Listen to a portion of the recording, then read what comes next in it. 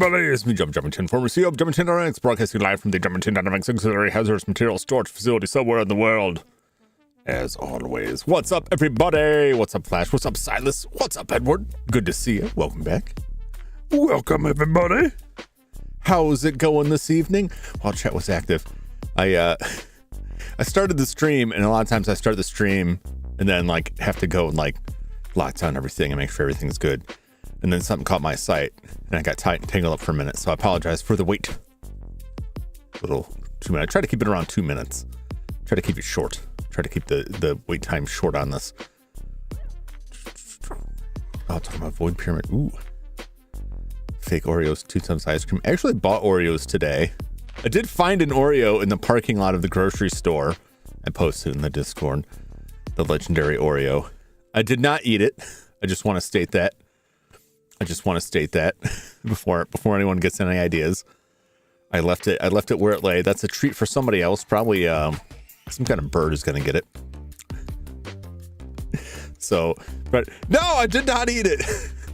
I'm smart enough to know not to eat food off of a parking lot. If it was inside of a building, maybe, but not a parking lot. I know what goes on out there. It's too much road salt. Spoils the taste. I said nothing. I would have assumed you hadn't ate it. Damn it. My own plans backfired against me. I'm just saying, you know, like you find that stuff on the ground and it's like there may be a temptation. I have eaten food off of some grounds before, but they're grounds that I control, that I am aware of their cleanliness. It also depends on the type of the food. Dry food, probably okay. The 5-second rule is kind of a lie. Bacteria moves quick. I'm willing to take that chance if I've cleaned the floor myself and I'm sure of it. Wet food? No, I'm not doing that. I'm not licking spaghetti sauce off the ground like some kind of wild animal.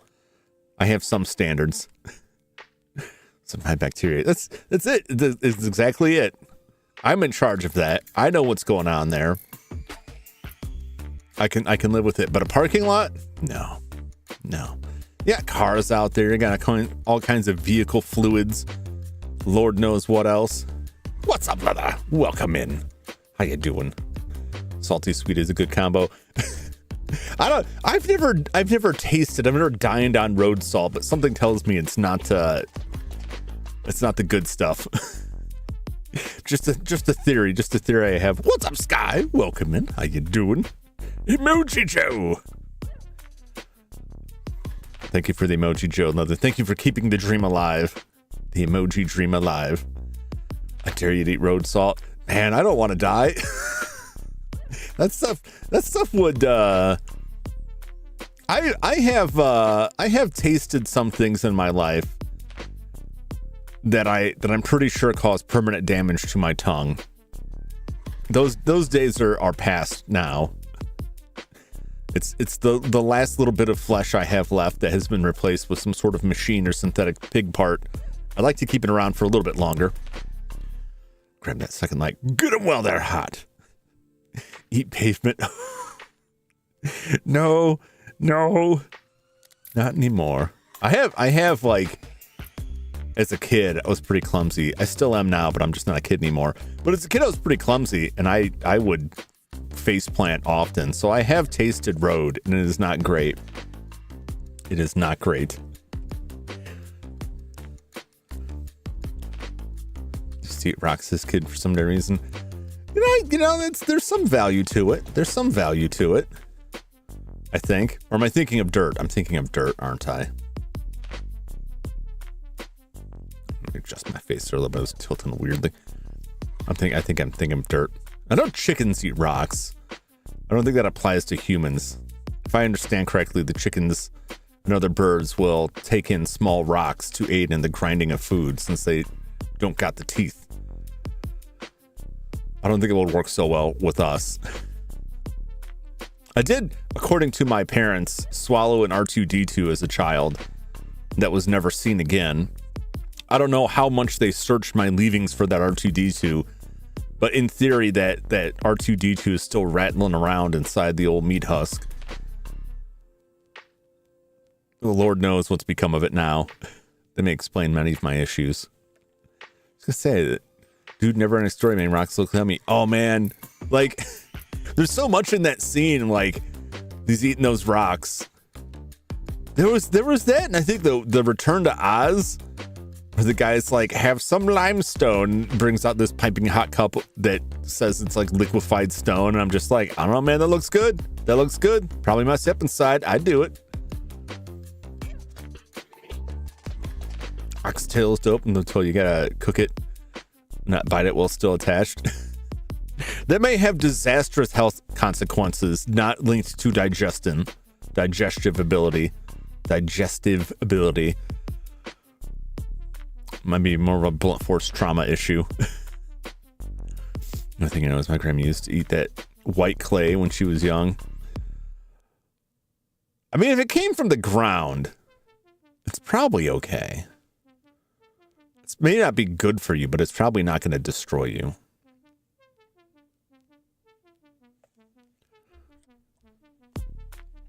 Okay. I had something else going. I couldn't hear the music. I'm like, is my music playing? Is that still messed up? It should be fine now. I ate the snow that fell from the sky, thinking that's how snow cones were made.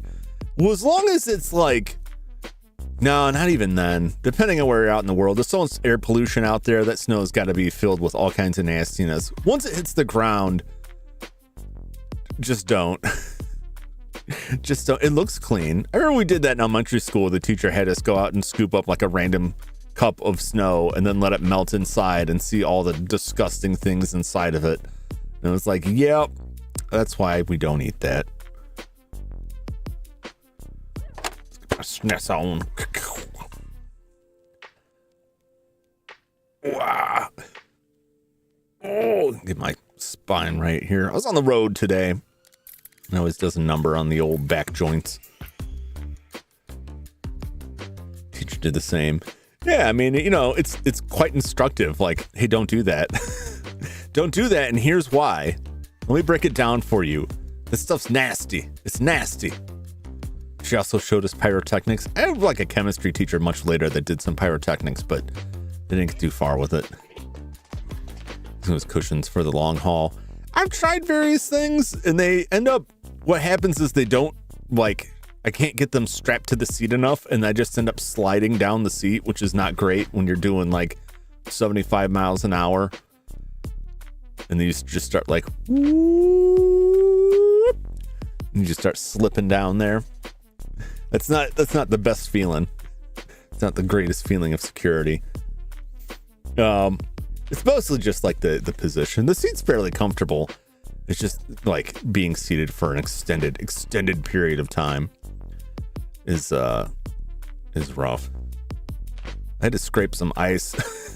It was like this like 1 foot patch of snow that is being blocked by the sun, blocked from the sun by the garage, which is on a rather steep incline in the driveway that had melted just enough to freeze. And I'm sitting out there with the snow shovel scraping this like tiny patch of ice, which is right where I need to walk.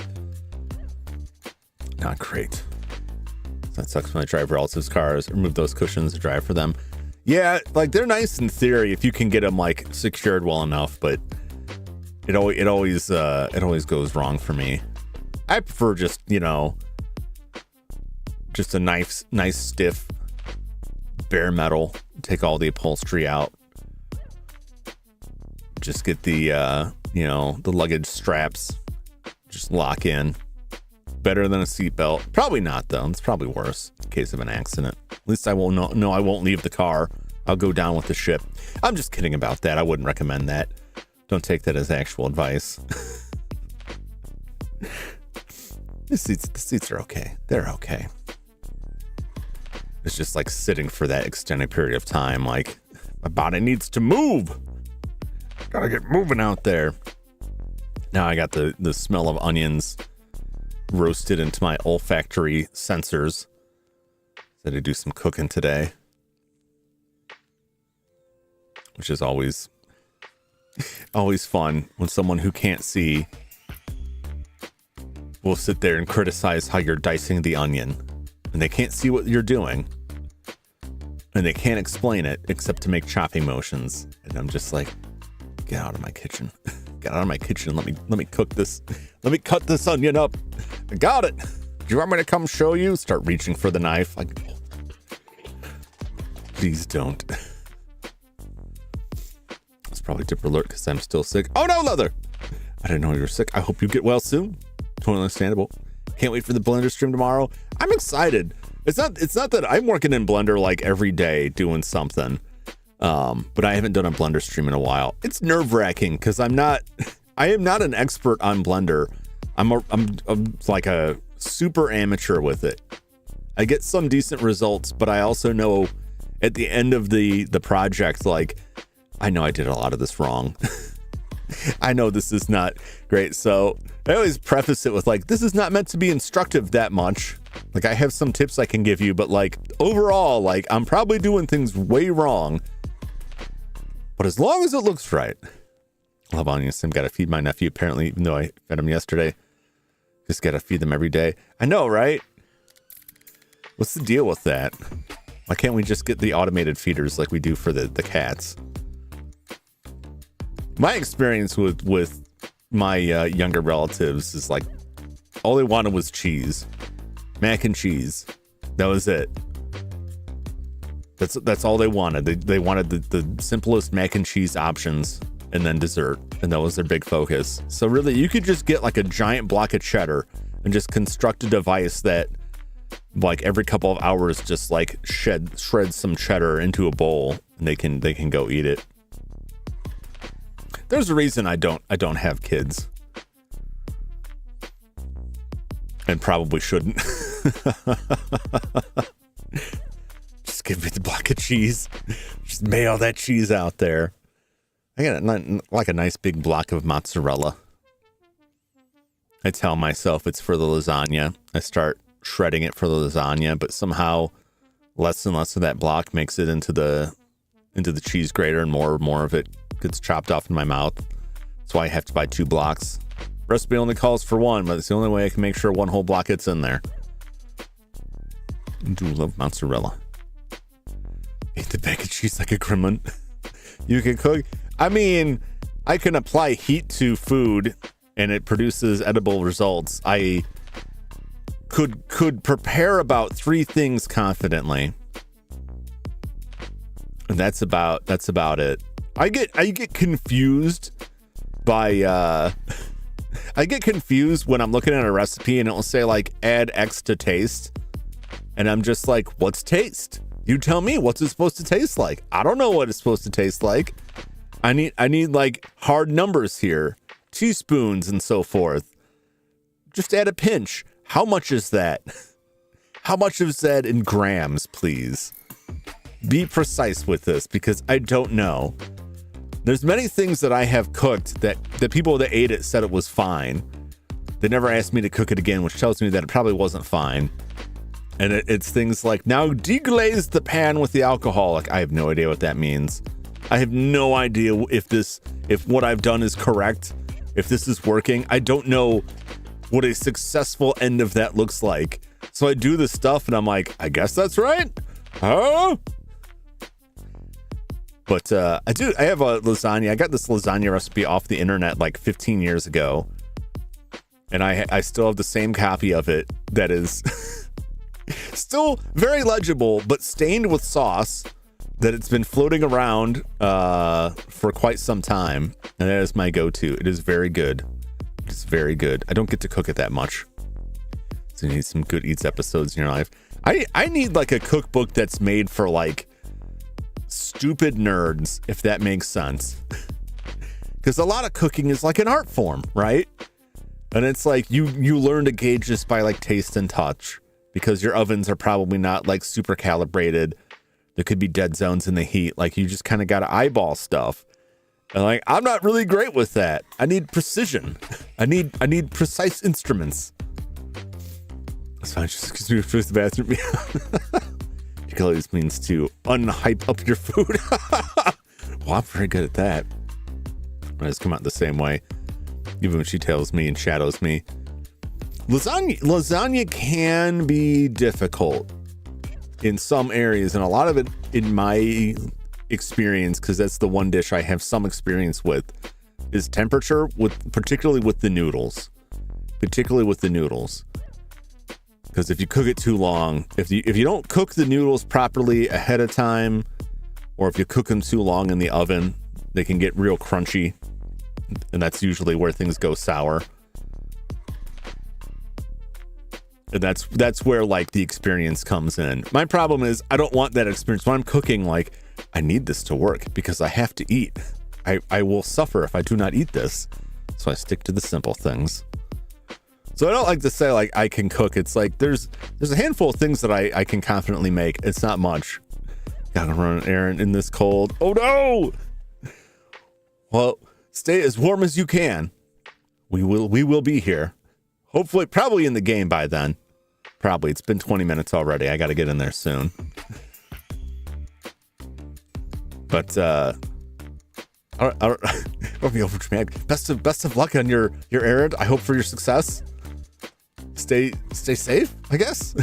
I mean, that's a general thing. Like, not that you wouldn't be.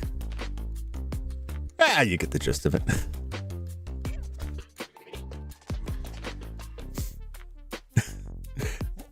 A little hard. Oh no, Flash. Well, Brahima wasn't here today. I know Brahima, he did stream today, but his voice still sounded a little bit rough. I had to watch the VOD. I wasn't able to watch it. What's the game like? First I've heard of it. This is a RPG for the Super Nintendo or Super Famicom. I generally only call it the Super Famicom when I'm referring to a game that was never officially released in the US. Not because I'm some kind of like super snobby thing. It's just a weird distinction. Doesn't really matter. The Tales from Phantasia. It's the first Tales of game. So it's an RPG that the combat is like action based, like it's a side-scrolling fighter game. It's heavily inspired by like fighting games of the time. The story is decent. This is a fan translation that has some things I don't quite agree with. But it's been good overall. We have, in an effort to stop the big bad Daos, who we witnessed being resurrected from a coffin. It's very Dio-like. I keep referring to him as Dio because he seems like Dio to me. I don't know that he's a vampire, but he's a wacky blonde guy who popped out of a coffin in a Japanese video game. The comparison is like, it's right there. And then apparently he was too much for us. So this old man we were with sent us back in time. So now we are in the past, gathering up spirits that apparently combine like Captain Planet to form some ultra spirit. We're on the last spirit now. Last week we were hunting basilisks, which ended up being very horrifying looking things in the desert to get basilisk scales for someone to make into medicine. And I went back and checked, and the basilisk scales in the item description just says a scale from a basilisk. And when we hand them off to the guy, I don't know if this is a translation or an editing issue or if there's some weird implication here. When we handed it to the guy, he said, "Thanks. I'll make good use of these eggs." And I'm like, are these scales actually eggs? What? It would fit because those creatures are not the basilisks you may be familiar with. They were horrible fish monsters. So maybe their scales are eggs? This is some sort of extraterrestrial menace? I still don't understand that. I haven't seen any explanation for it. No nukes and Snakemen turning to stone. That is it. That is the gist of it right there. Those damn Snakemen. Well, let's see if we can best these Snakemen. Right now I'm stuck in a maze. Where are you, game? Where are you?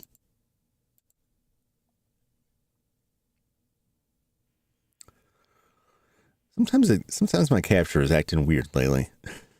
And it just doesn't want to come back in. Oh, I should get the let me get this page down here. No, not that one.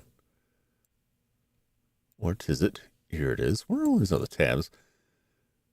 I only use this for streaming, and somehow I've got like 50 tabs up there, and I don't know what they are. All right, we got the forest here.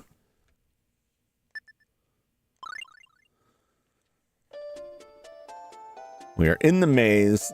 I got a map here. I'm not going to put it up on screen because I'll forget to take it down. I know everybody loves that. In my defense, I only left the map up, I think, once this past Sunday. Legal dispute forms. It could be. Actually, I think it's like cable adapters and stuff. Because while I'm in the streaming closet, I'm looking at this cable monster, this horrible monstrosity of cables that's all my consoles connected up. And I'm like, you know what I need? I need something to adapt this cable to that cable. And I'll go look it up here while I'm in the room, and then I'll forget about it, never purchase it. And a year from now, I'll find that tab and be like, oh yeah. So we are at P.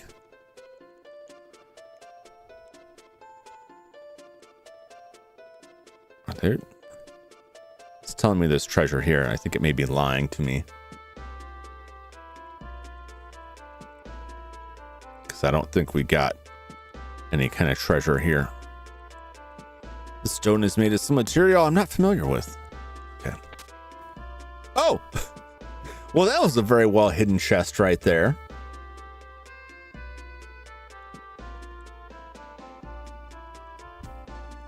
Like, deviously hidden.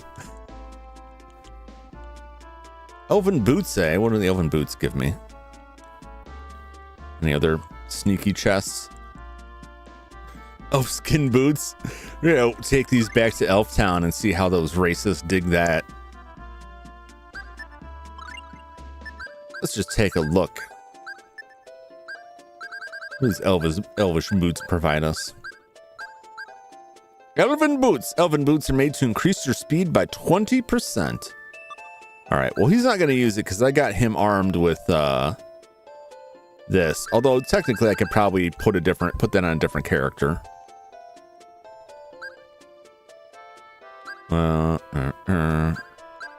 Oh yeah, I forgot. Arch is not in the party right now because the racist elves wouldn't let the half elf in the village.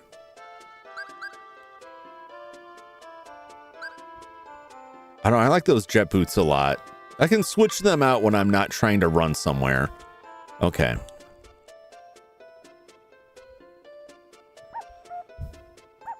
That was wooden letter in. No, then try. All right, so it looks like we got to go 2 screens to the left.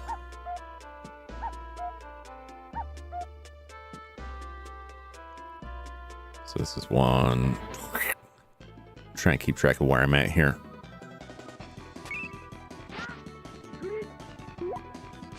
Burn him!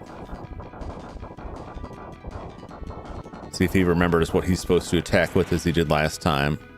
So if you haven't seen this before, the NPCs, the casters, I don't have direct control over them, but I can issue orders to them to cast spells. Otherwise, they're just on autopilot.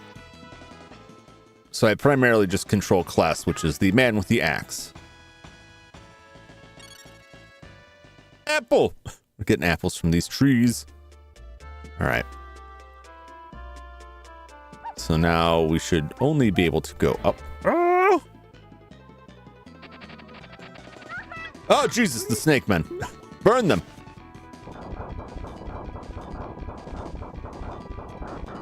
I'm going to be completely distracted by the... Yes, Phoenix, this man. Yes! Beautiful, beautiful. These Snakemen are just the bane of my existence. We're picking up all of these unnamed weapons from them, and I'm fairly certain they're all longswords, which are pretty well worthless. Oh, please hit that other guy. Because the guy right in front of me, it's not worth it. Okay, good. Get him!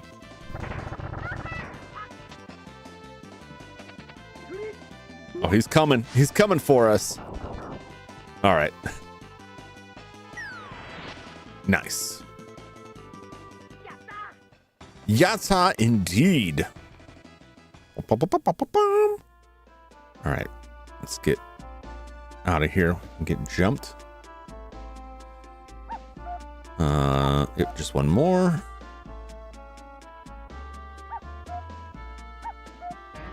Oh! Flawless victory. Oh, jeez. I gotta take care of this tree before it kills all my gang here. These ambushes are just killer. If you don't watch your backside, they'll just come in and beat you to death. Quit shaking! Quit it! Oh, we got a life bottle. Well, I don't think we can use that. I'm pretty sure that life bottle is like... Oh! We must have gotten the treasure from here. Oh, jeez! Oh, I just wasted my attack there. Get him, get him, get him.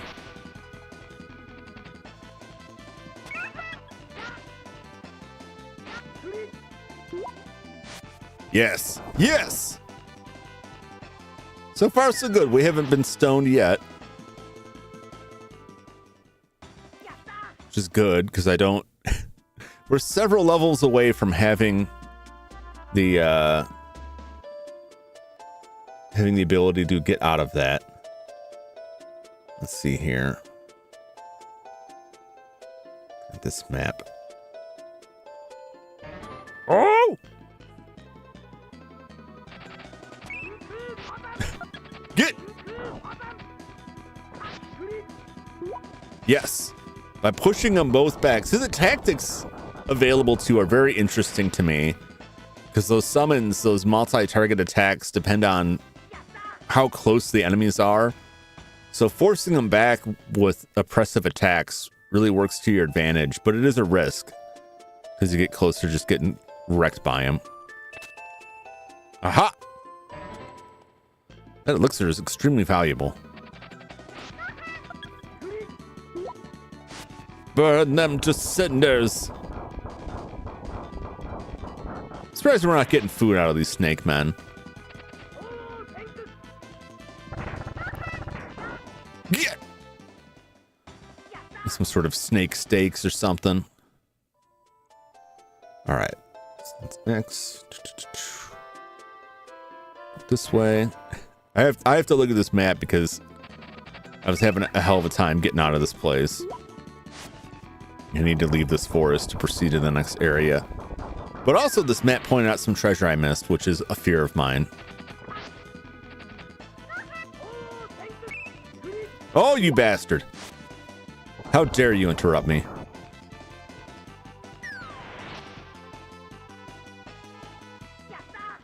Yatta!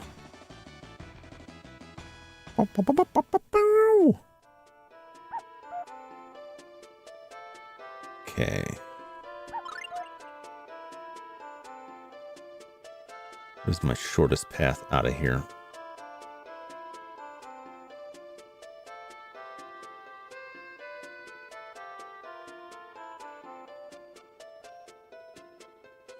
I don't know what A2 is.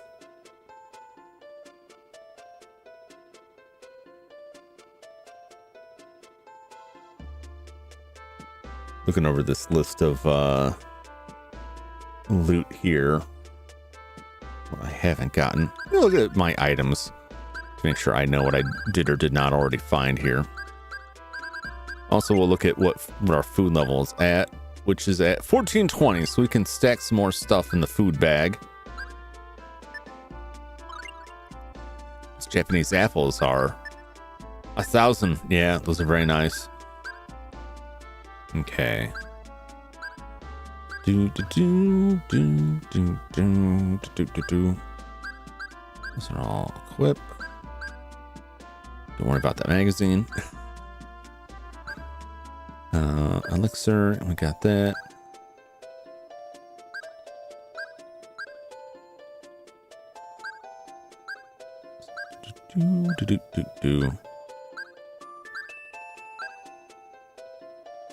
I have 15 of these.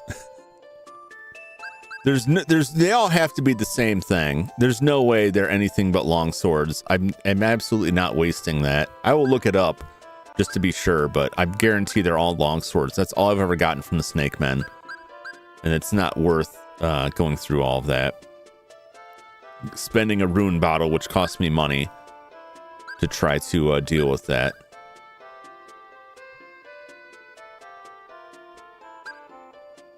Okay. Let's see, where was that? Actually, I need to go back. Did I really not get it there? I was there. What was it then? I must have gotten it. I just don't see it in here. Dude, play Final Fantasy. What is the significance between this and Final Fantasy? Final Fantasy, all the combat in Final Fantasy, at least around this era, like the earlier Final Fantasy, is all turn-based combat. So it's not really real time. They did at some point add like the ATB system where there's like timers under your characters that determines when things happen, so you can't just sit there and wait in turns. Like you have little action bars that fill up. It's kind of complicated. Basically, it's turn-based. Well, this is all like real time. Like you're actively in control of Kless, which is more like Zelda or something like that. You're actively controlling one of the characters to attack, and then you can go into a menu and choose other stuff. That's the primary difference. Some of the earlier Final Fantasies had different jobs you could train into. This doesn't really have that. Everyone just is what they are. Like we've got a summoner. It's one guy, one character that fills that role. There's a healer, an offensive mage, and then a fighter.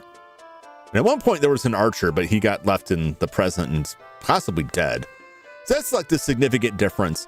This game itself was really notable because if you notice in combat, there's like voice samples used during combat, which is a big deal on the Super Nintendo because the Super Nintendo, like, they had to pull some tricky business to get voice samples working on it.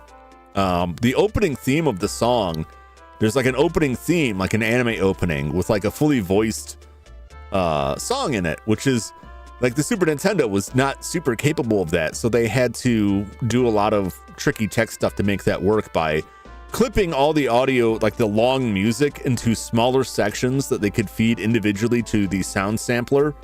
And it works really well. It's very impressive for the time. This is this is the second largest Super Nintendo game available. The largest being Star Ocean, which was made by a lot of the same people because the people working on this game were so upset with the way the publisher was handling it that they left to form Tri-Ace. Not all of them, but many of them left to form Tri-Ace and make Star Ocean. So there's Star Ocean and the early Tales stuff like cross over a lot. They're very similar, at least on Super Nintendo. But otherwise, it's like fairly standard fare. You've got all kinds of equipment, XP, you know, you've got your stats and all that, hit points, magic points, and this their TP, which I believe is tactics points. Look in this map where I'm at, make sure I don't miss a bunch of stuff. I got that elixir, and that was the big one. I gotta go back right and then down to get pretty stressful in high level battles. Sometimes it does. So this should be M. Sometimes it gets pretty rough. I've had a couple of boss fights that were like, wow, they really kicked my butt. These guys, like these Snakemen, it hasn't happened yet, but their attacks have a chance to petrify you, turn you to stone, and the only way you can undo that is with a recovery item, and you can only carry a maximum of 15 of that item. None of the casters have a spell that can cure that for several levels, and when the battle ends, like you're still turned to stone. Look at you, hard jump. Yes, Sky, they do. Not in the fun way. So it's potentially very dangerous. I've had a couple boss fights that just like annihilated me. They were unbelievably tough. But a lot of them, like now I'm at high enough level now that they're not as much of a threat. What's up, Reem? How you doing? Welcome in. I'm just trying to navigate through the maze of this forest and get all of the treasure that I can before I leave.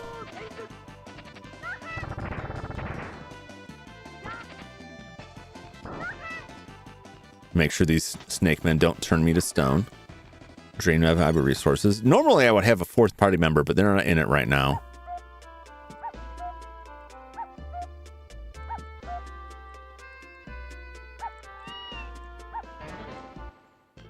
Looking for a chest here.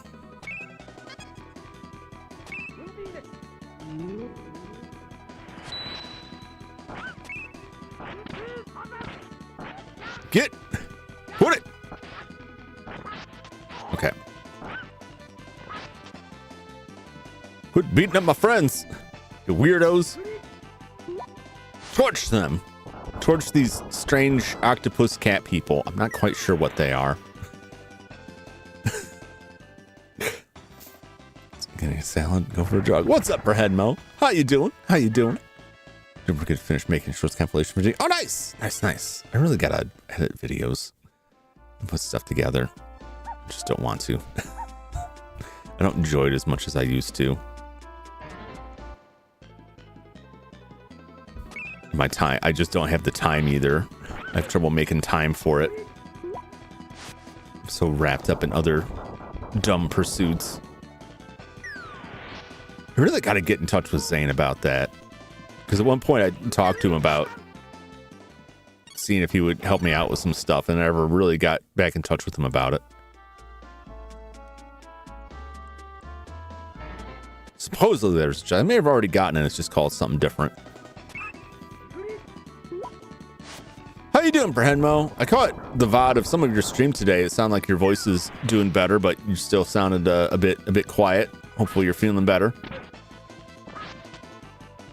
I could have just been the segment that I had time to watch before starting this. Voice was trash. Oh no. I'm sorry to hear that. Don't mean to press on a sore subject. Should be better tomorrow. I hope so. I hope so. We're leveling up here. Last one's actually very boring and easy. I've heard the second one is more difficult if the first one isn't giving you enough of a challenge. But I also have heard that, well, Sky's played it, so he could say more, but I've heard that there's like some areas where the difficulty goes up. I might be thinking of the second one. Burn him! Yeah, you're Snakemen. Is MC also set in a specific class? Yeah, he's like fighter, basically. That's class is our main character. He does have different titles that you can get. Right now his title is a knight. I don't think that has anything to other than decorative, but he's all melee weapons. And then he gets like different skills that I can put on here, different tactics, or no, they are just skills you can put on here. This game is not as much, so much more difficult. I see.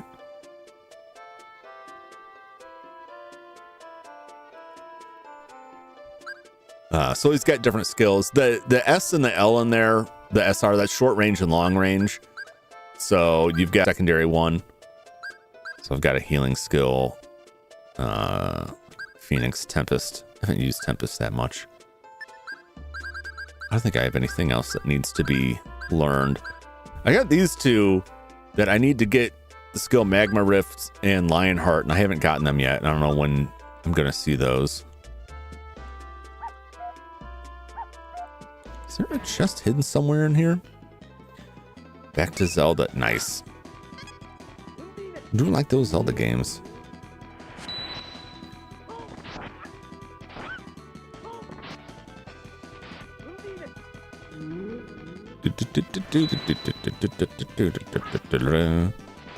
I think the person that was talking about difficulty was blasphemous.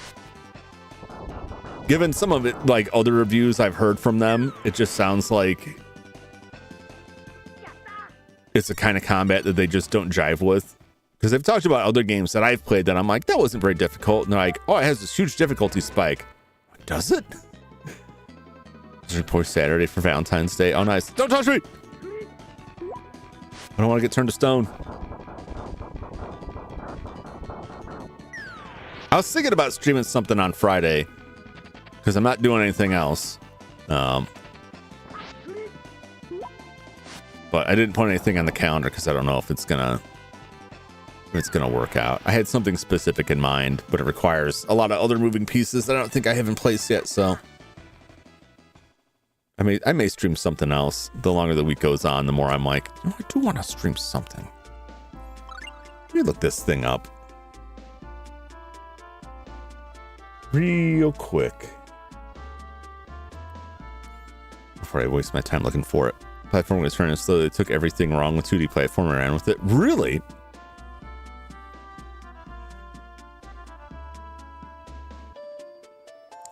No one believes you when you say you didn't find it that hard. I mean, I have like mixed bag skill level on stuff. But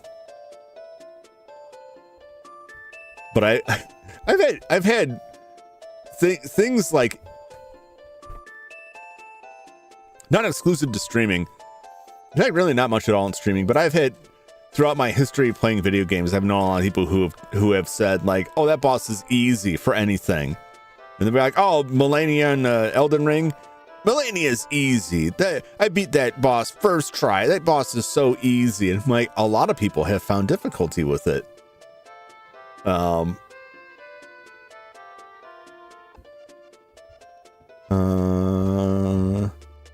Is it one lower than this? Maybe it's one lower than this.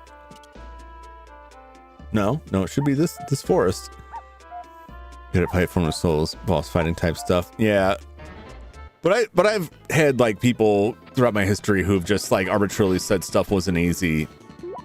And then they, you know, if you ask them to prove it, like they can't, because they're just saying that. But I've also seen other areas where people just like have a much higher skill level.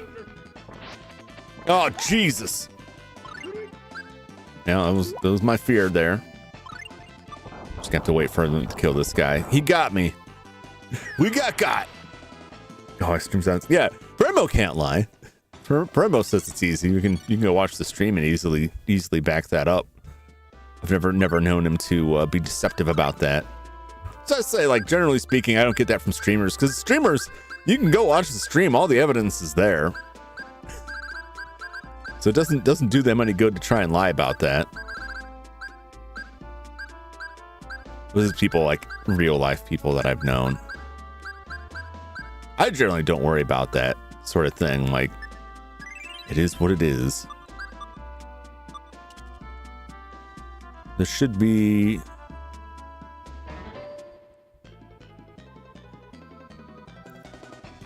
going to the save point. I've already gotten myself lost. Edge Master, Soul Calibur. Oh, yeah.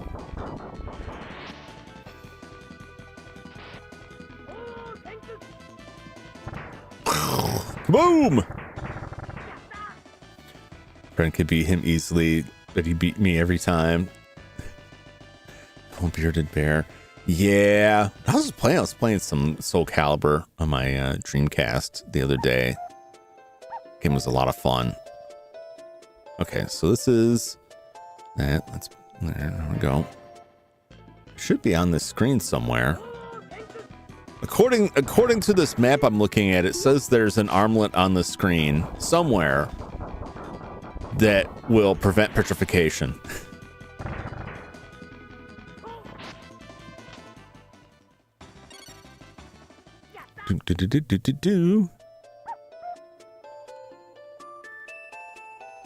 But I can't say that about any games anymore, because there are games that I found very easy when I was younger, and I just cannot pick them up anymore. You hurry up! He's facing the wrong way again. I don't know why. Sometimes Klutz gets confused.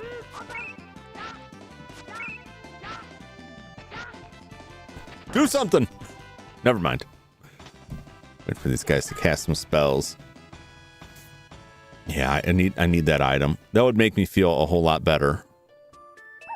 It's just where is it concealed? There it is. All right, Kless. We are taking off the jet boots. I can deal with going a little slower, moving around the screen slower for this. Protects the wearer from petrification. I'll take it, because Kless is like the front man. He's got to have it. Okay, now we just won't meet any Snakemen again. And they're like, oh, that's how it is. Well, if you don't want to be petrified, I guess we won't fight you anymore.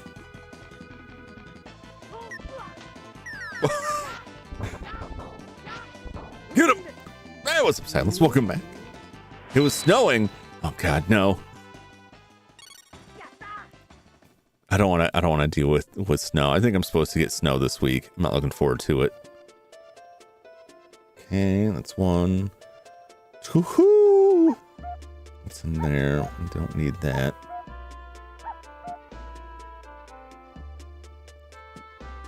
Don't need that.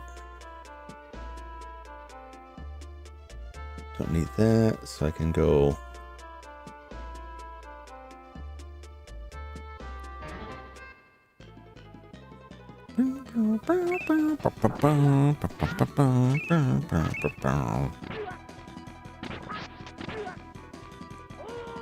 Burn him! You're facing the wrong way, class.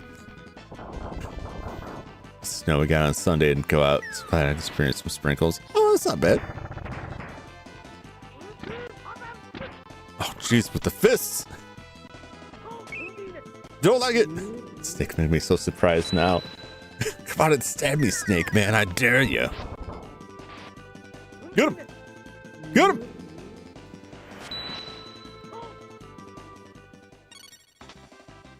Woo, Japanese apples, baby. Okay, so this is...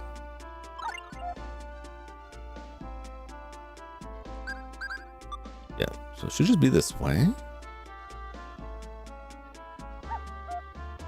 This should be provided when it's the right way. Oh, I got your number now, baby. You can't turn me to stone now. Good evening, Anochi. Welcome in. How you doing? Good to see you. Crisp bagged apples. Yep. Oh, you bastard. Get back. He was too close.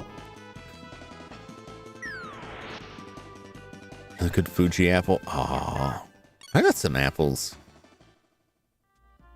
Back in the cave. Okay, this can't be right.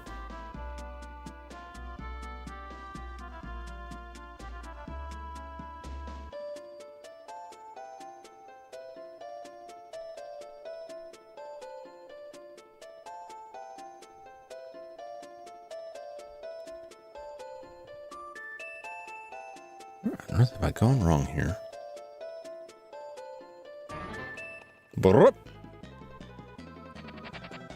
Send you something costs too much. I would not trust it to get here and like find shape. I gotta finish those apples before they start going.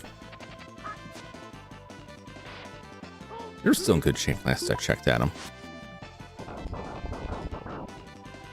I do like a good apple. Apple varieties are very strange. Everyone is like that runs apple orchard is constantly trying to like lock on to new varieties of apples so that they can like stay competitive, but it means like old breeds of apples just kind of disappear. You know, apples, from what I understand, are all grown from like cuttings. Like you have to splice them to get them. You can't just take the seeds out of an apple and plant it and get like good apples. You just get like crab apples out of that. It's very interesting.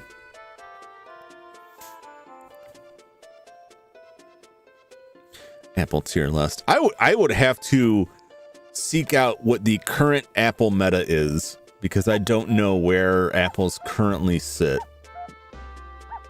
This is not correct.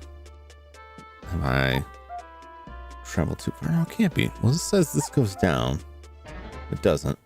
This map is already lying to me. Honeycrisp A tier. Honeycrisp are very good. I like a good Fuji. I enjoyed Granny Smith apples a lot as a kid. Oh wait, are they the Granny Smiths? The yellow apples? Or actually, I don't even know if that's the same cultivar anymore. Granny Smith might be a different thing entirely. Maybe I may be confusing the name of them. Yellow ones are good. Yeah, I like those a lot as a youngin'.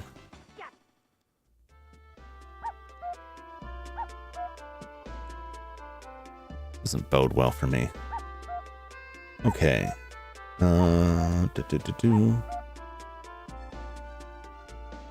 gonna go down 2 here.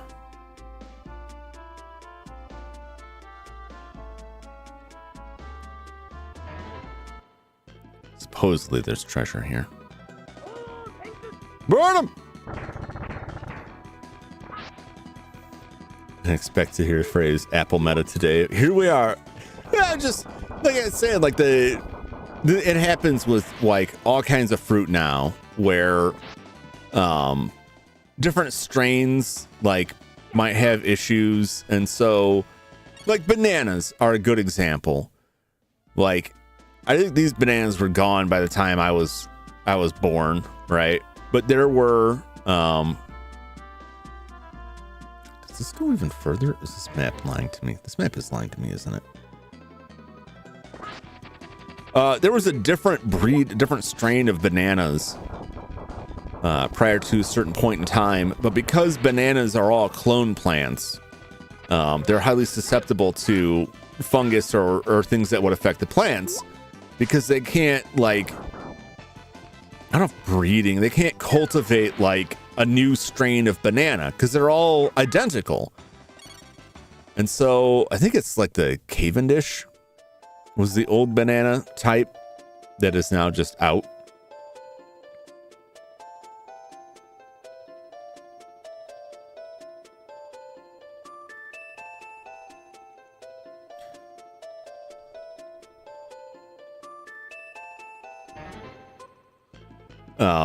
So it happens to a lesser degree with other fruits where, for whatever issue, they cultivate like new strains of like grapes or apples or anything of the sort, so that the type that you ate years ago may not be around anymore. And there, particularly with apples, there's a lot of like new apples, like new cultivars of apples that have been formed by different competing companies trying to like corner the apple market. Can never have my favorite childhood banana. Depends on how old you are. Let me look this up real quick, because now I'm curious, because I believe the old banana strain is like long gone.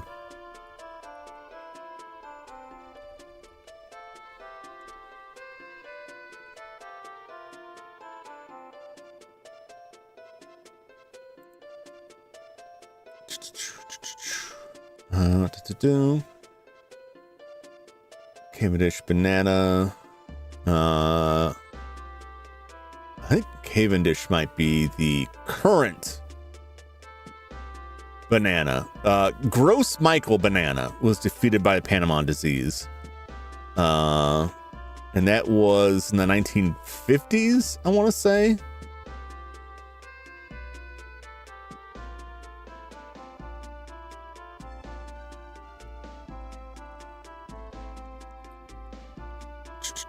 Unable by the 1960s, exporters of Gross Michael bananas were unable to keep trading such a susceptible cultivar, started growing resistant cultivars belonging to the Cavendish subgroup. So Cavendish is what we have now. Gross Michael is what used to be prior to the 1960s. The 50s and 60s was when it was basically wiped out. But that same type of disease can affect the Cavendish too, because the Cavendish was created to be resistant to that particular type of fungal infection, fungal growth. But like there's stuff that threatens the current banana strains, so the current cultivar, and because they're clones, like it's highly susceptible, could get wiped out as well and replaced by something completely different. It is a myth that the artificial banana flavoring is based on the old bananas. It's not. It's not. I don't know where that flavoring comes from, but that's like the banana flavoring that doesn't taste anything like bananas. I think it's just an old flavoring that someone decided as banana. I think a dodge a bullet by missing Gross Michael. We'll never know. I'll never know. That's, well before my time. Well enough before my time. But yeah, something like that happened. Like apples, I don't know that the different cultivars of apples are because of that. I think it's just because like whoever owns like the Fuji apple cultivar, right? Like you got to pay them. And so different apple growers would be like, I believe I'll make my own cultivar with blackjack and hookers.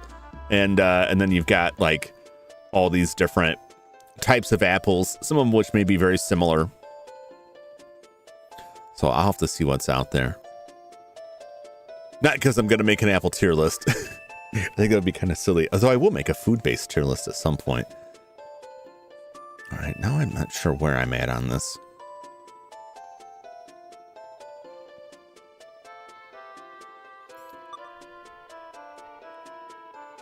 Just went one over. In theory, if we go south, if we can go south, it should just be a dead end. I just create a new apple. What would you name it? That's a good question. I don't know. Now I gotta look at like the other names out there because it would be something ridiculous. I would want the apple to be like have a blackened outer skin naturally.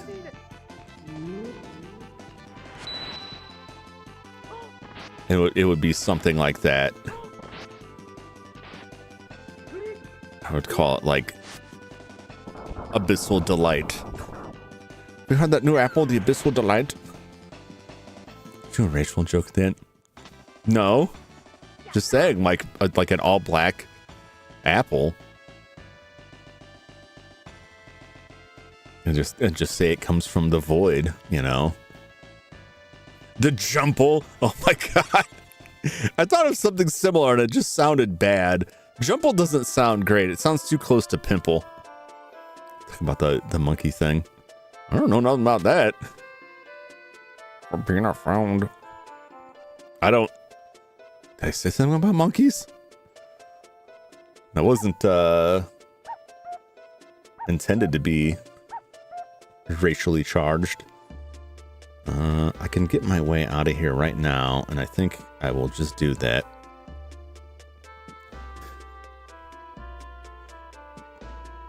Oh, Sky. I missed Sky's message up there. Man, it's our myth created by Big Fruit to me. Oh my god.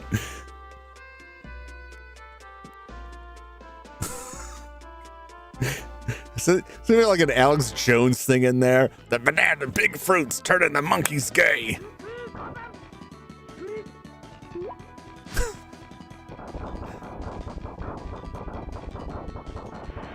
Black-eyed apple. Yeah, something like that. If I could get it to have like a really unsettling looking outer skin coloring, like multicolored, and then convince people like this is what you want. This is the delight you seek. I don't think there's any other treasure in here. Give this a quick glance. I can get out of this place because I think everything else here is like I've got it. I don't need it. Can I get any wool mantles? Do I even want a wool mantle? Big Dole is watching. YouTube doesn't like the rainbow. No, it certainly does not. Weirdly. It's because a lot of the auto content moderation systems were trained in areas of the world that have a much less progressive view of things than we do here in America, or at least did. And it led to a certain bias towards things that YouTube has really not done much to address because it was cheaper to source that to these different parts of the world than Nope Fruit. If I could make the fruit like inflate itself and like drop pocket change like the thing from Nope. I know the dropping pocket change was just a consequence of other things it was doing, but that's the memorable end of it. What does a wool mantle get me? And do I want it? Is it worth going? Stat raise. Run 5%? No, it's not worth it. It's not worth it. It's just the Nopple. It's not away from it. Exciting the wrong tooth. Yeah. I See, I don't know, Napple might be good because you get a lot of sales on that from people with like, I love these Napples. The marketing just writes itself. Where's Tiger Girl? Tiger Girl was forbidden from entering the elven forest because she is a half elf, and the elves apparently are horribly racist. Is the lesson that I have gained here. Life bottle, but we can't carry any more life bottles. That does make sense. I haven't had a need of a life bottle in a while. That's like a Phoenix down, essentially. If I just keep going down, we should escape this place.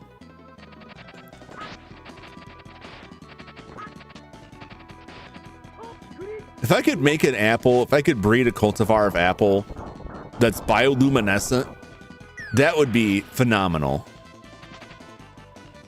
That'd be some wild GMO business, and I'm sure some people would protest it, but it'd sell like hotcakes. Or do you leave her at the bar? She disguised herself, and I have a feeling she's gonna show up again. I hate running those damn racist elves. Yeah, I don't know what their deal is, but they don't like the half elves. They only let us in because the king said they had to. Otherwise, they would have just booted us out, I suppose. We made it! No! One last foray, one last battle before we leave. The forest just will not let us go. At least it's not the Snakemen. I'm disappointed the Snakemen didn't come to see us off here. Burn him!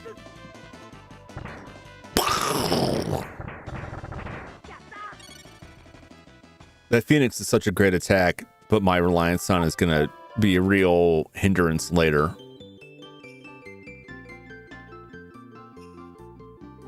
Look, I've caught a stranger. A human? No, she's a half elf. See, she broke in. Our golden apple, yeah. Well, that wouldn't be bad. It wouldn't be bad. Probably be full of heavy metals and extremely toxic. It'd be worth it. Snakeman had a scout watch you decide to back off. He'll be back. He'll be back. What? Not a half elf. Disgusting. How could you?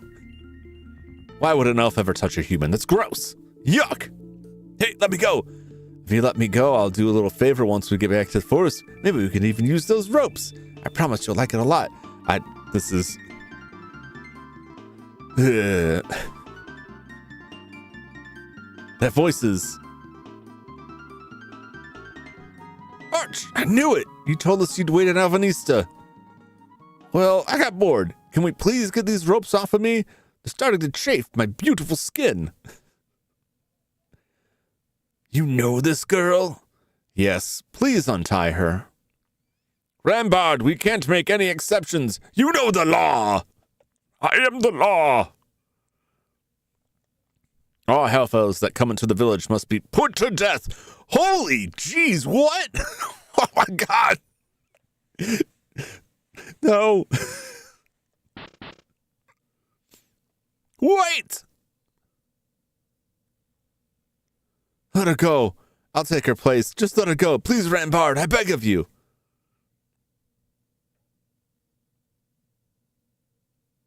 They got the same hair color, or is that just like a palette thing? I see. Take her ropes off. But Rambard! I said do it. Do it. Lynchings, I guess. Well, you know, it could be burning. Stabbing, you know. It's clearly her mom or something. It seems like it would be. I mean, we've got tons of different hair colors to go from here. If that's not supposed to be related to her, why would they set us up like that? I am the Senate. Oh, my little Arch, please forgive me. I'm so sorry. I do love you. What? I'm so confused.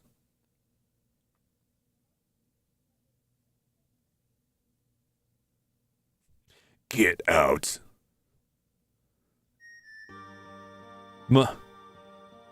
Mommy? Something wrong? I've got to get back in. That's my... You know the law. Get out. Hey, can you hear me? Mommy, Mommy, I want to see your face again. I love you, Mommy. Mwah. Sorry, I don't have a good fake cry. Arch. Well, that's tragic. Well, now we gotta walk through this hellscape. Who's that bee following us? That was a dragonfly, I believe. Although it looks like a bee. I believe it's supposed to be a dragonfly. That's on a whiplash. Back to the joyful music. Yep. We just learned some terrible stuff, and then also she's 5 levels behind us because of all of our Snake Man battles.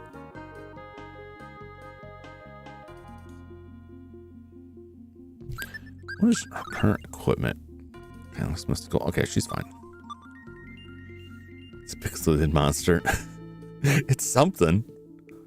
How do I escape this joint? This was also like a maze.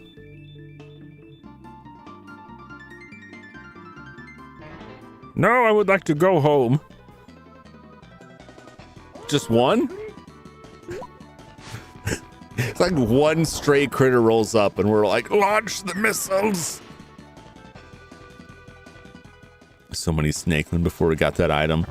Yep. They've all backed away. What do you mean he's immune to our poisons?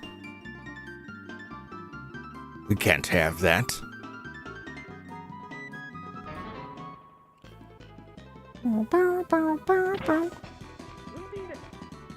Get them! Oh, these freaky trees. Yes! Yes! Don't punch me. How dare you? I'm gonna steal all of your apples. Survival of the fittest is the elf way.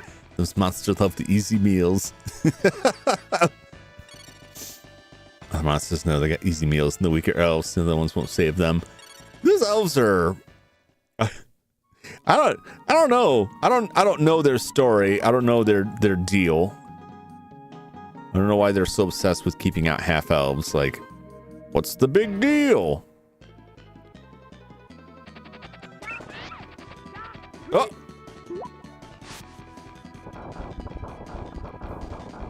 Oh, this ambush is gonna go bad. I can tell.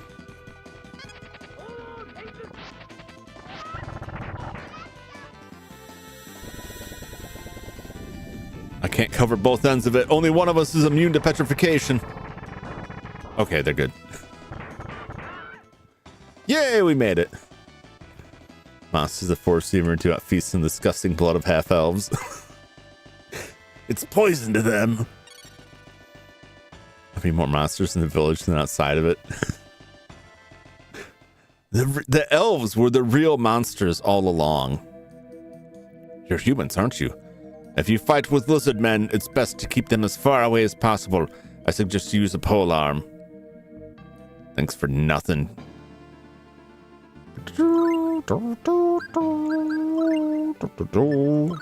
All right.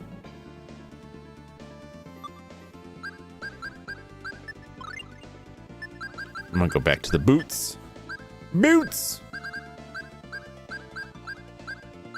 We'll find out where we're going, what kind of business we're dealing with. I could increase his battle prowess even more.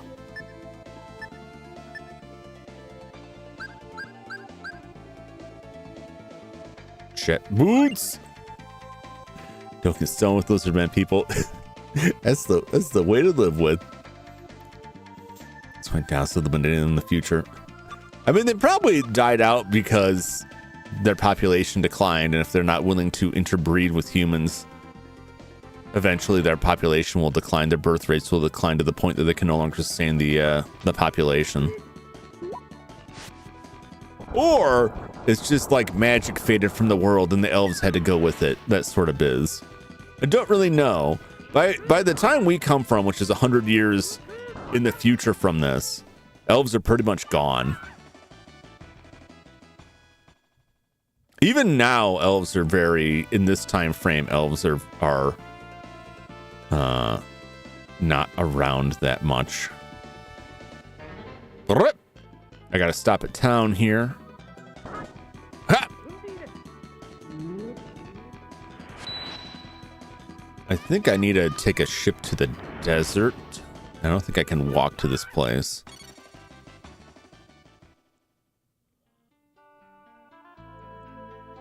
Let's go to town, rest at the inn, get all recovered. Where's that money at? 139,000. Okay. We've got like one weapon that I wanted to get that was kind of expensive. I didn't have the money for it before, but I should now. That was in war-torn Midgard. They were not very friendly to us, but they'll take my money all the same. I was like you telling them that. Nope, they sure don't.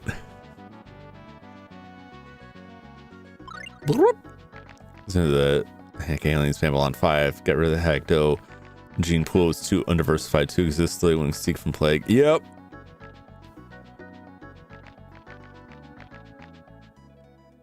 I mean, it's pretty common going back to like Tolkien, right? Tolkien, which is the basis of a lot of this stuff, if for nothing else, because a lot of Tolkien inspired world building done in Dungeons and Dragons, and a lot of popular fantasy role-playing games trace their origin back to Dungeons and Dragons. So a lot of the same kind of D&D tropes perpetuate throughout, which goes back to like Tolkien, Lord of the Rings and all that. And that's the deal with Lord of the Rings, that like the elves' time was up and they like left and went somewhere else. So that George R. R. Martin wrote a Song of Ice and Fire in response to Tolkien's work. Response to what? The Unfinished Tales? I don't know. I guess like a less hopeful view of things somehow. I don't know. Do you play D&D or any TTRPG? Not much anymore. It's hard to get a group together anymore where I'm at. A lot of people I used to game with have moved out of the area. We've just gotten old. You know, people, they get older, their jobs get real busy, they got kids. It's harder to get a game together. But I used to play, I ran games, played games a lot for quite some time. I had a lot of fun with it. I still occasionally have a couple friends I still get together with, but we don't have like a regular game going anymore. But we still look at what's coming out and try and keep up with stuff a little bit. And occasionally we'll run like some short adventures.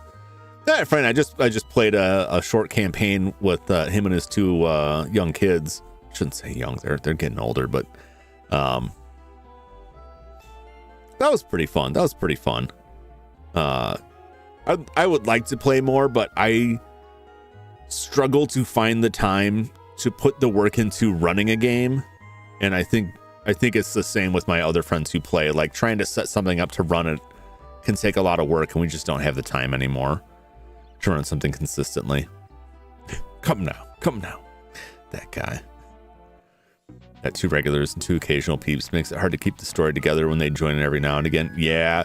It's tough. It's tough to keep stuff moving in a game if people aren't consistent. But even in like the heyday of when I had like a lot more time to do it and knew a lot more people that played, like very few campaigns went the distance. Like eventually something would happen.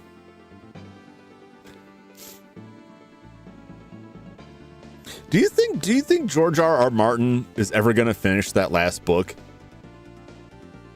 Because I don't think he is. I don't believe it. All right. Can move that, scooch that out of the way. And laziest words, not mine. Yeah. He's made so much money. It's like, I think he's in the same boat that they've said about Valve for a long time, that it's better if you don't. Because after enough time has passed, it's like the pressure, like there's no way it'll ever be good enough to satisfy people. Whatever it is, people are going to think it should have been better. And you actually do more brand harm to yourself by putting Bran becomes king. Oh, come on. There's no way. I refuse to believe that was the ending he was going for. You know what happened with that show is that the showrunners, Disney wanted them to do a Star Wars movie. And so they're like, all right, we just got to hurry up and wrap this up. And they drove it into the ground. And they did such a poor job of it trying to clear it out as quick. This is a theory anyway. They did such a poor job trying to clear the show out as quickly as possible so they could go make that fat Disney Star Wars money. And then Disney was like, you know what? That sucks. No thanks. We're done. I think it might be creatively, it's finished in his head. Yeah, I think that he had an idea of where he wanted things to go. If not like fully detailed, like the broad strokes of it. And I think he saw what happened with the show, and it's been going on long enough, and he's just, it's not quite coming out the way he wants it to. And I'm sure probably from the publishers too, that it's like, look, your old books are still selling. Like, you don't need to do this, because if it's bad, it'll hurt those sales. That's my thinking. So one other show that ended and fell into deep obscurity, Game of Thrones, How I Met Your Mother. Yeah. Community is 20 years old. People are still discovering and loving it. I think that like the longer it goes after a show has ceased, like the better it will appear to people, if that makes any kind of sense. Did that thing just fly away? I don't know if I destroyed it or if it just left. Oh no, it definitely came back.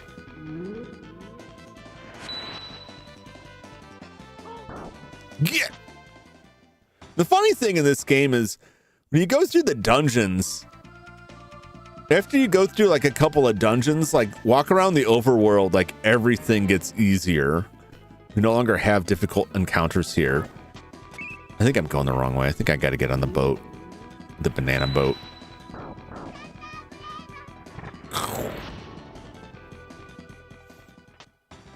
Like sports codes can't say you're the go. People forget you exist. Sometimes it's better. It depends on where the money flow is. I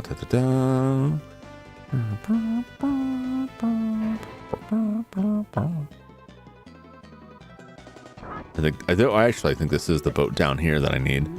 I'm going the right way, I think. Toast. And see, those guys are just like, they ain't nothing. They're nothing out here in the wilds. We went to that. Okay. Food is at 0. Time to fill the old food bag.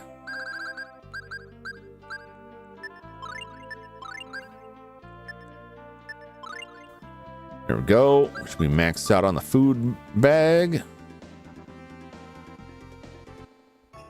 Let's hop a boat.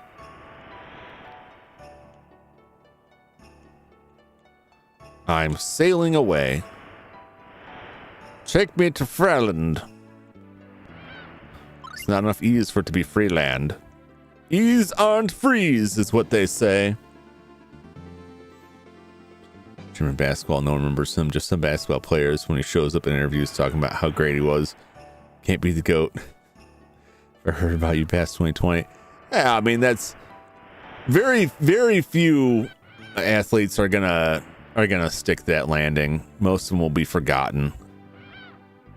Just the nature of time.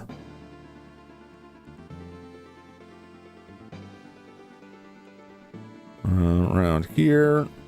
I don't think it's worth staying there. We could stay there. I don't think it's worth it. These poor slugs are just gonna get wailed on here. Get.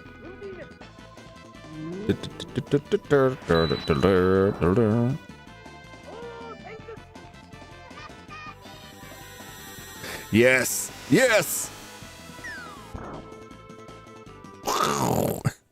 Need that road salt. Need that delicious salt. Surely it won't destroy our kidneys and or liver.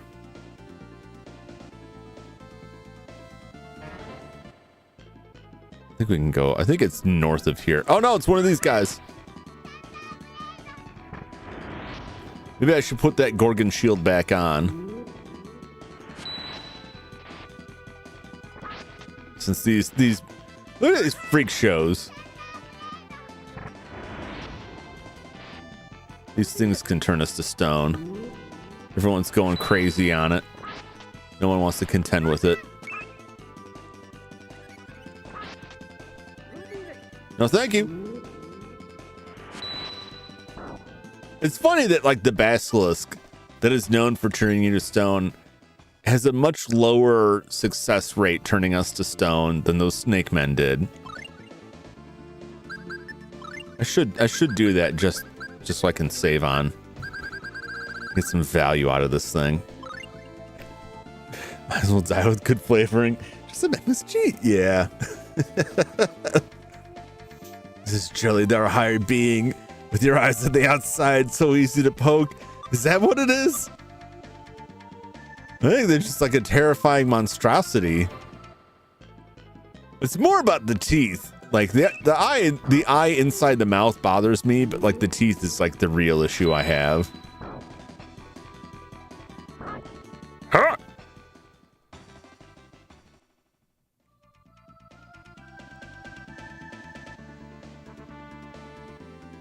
Oh, I'm not so sure. Oh, geez. These fire spitting flies ambushed us. How does this something like this sneak up on you?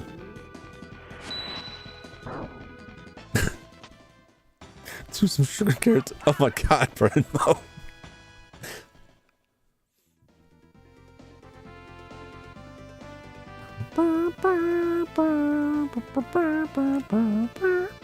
Yep, it's up here. Now we're on the trolley.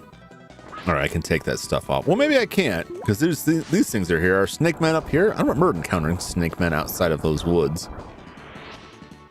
And it's over. Yatta!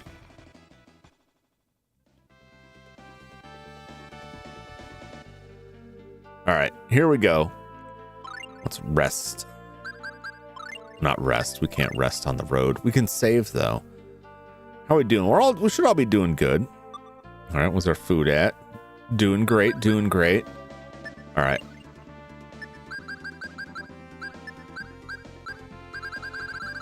We'll see what we're up against. For now, just give him the jet boots. I do like the jet boots. Should be the final spirit we need for Clarth. What's that excellent creepy music?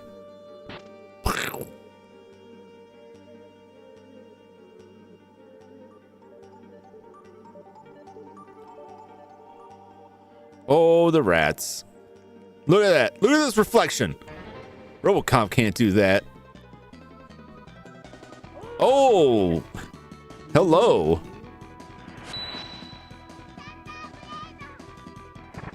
Hello, mud golems. Oh. Thunder and flame do not care about that.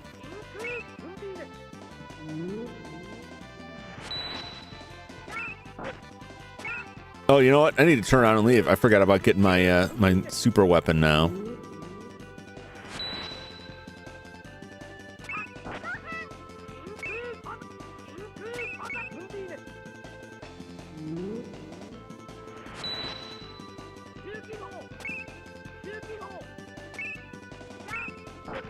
Oh, I'm not doing nothing to these guys. I'm stunning them.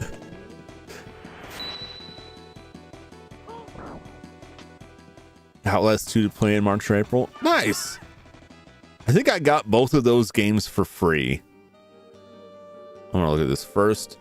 It says the ancient people sang songs of darkness. Okay. I'm gonna go get that other weapon, which may or may not help against those things. Corpse.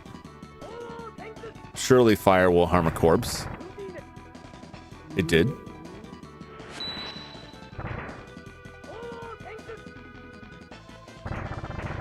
They're not even zombies anymore. They're just corpses. Anything remarkable about these corpses? Well, they're dead. Well, that's it. I bought for winter sale. The second orate, please, for the most part. Nice. These damn ancients and their dark songs. I wish they would quit summoning the darkness. It's creating so many problems for us in the modern era. If only they hadn't been so obsessed with singing these songs of darkness.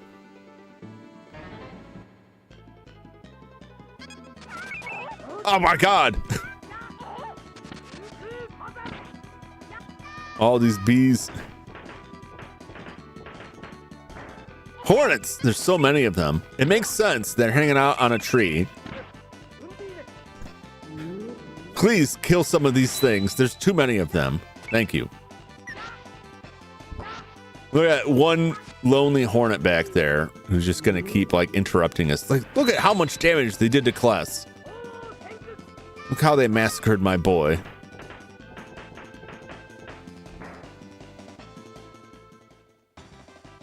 Okay, what was that? But Arachbus was part of it.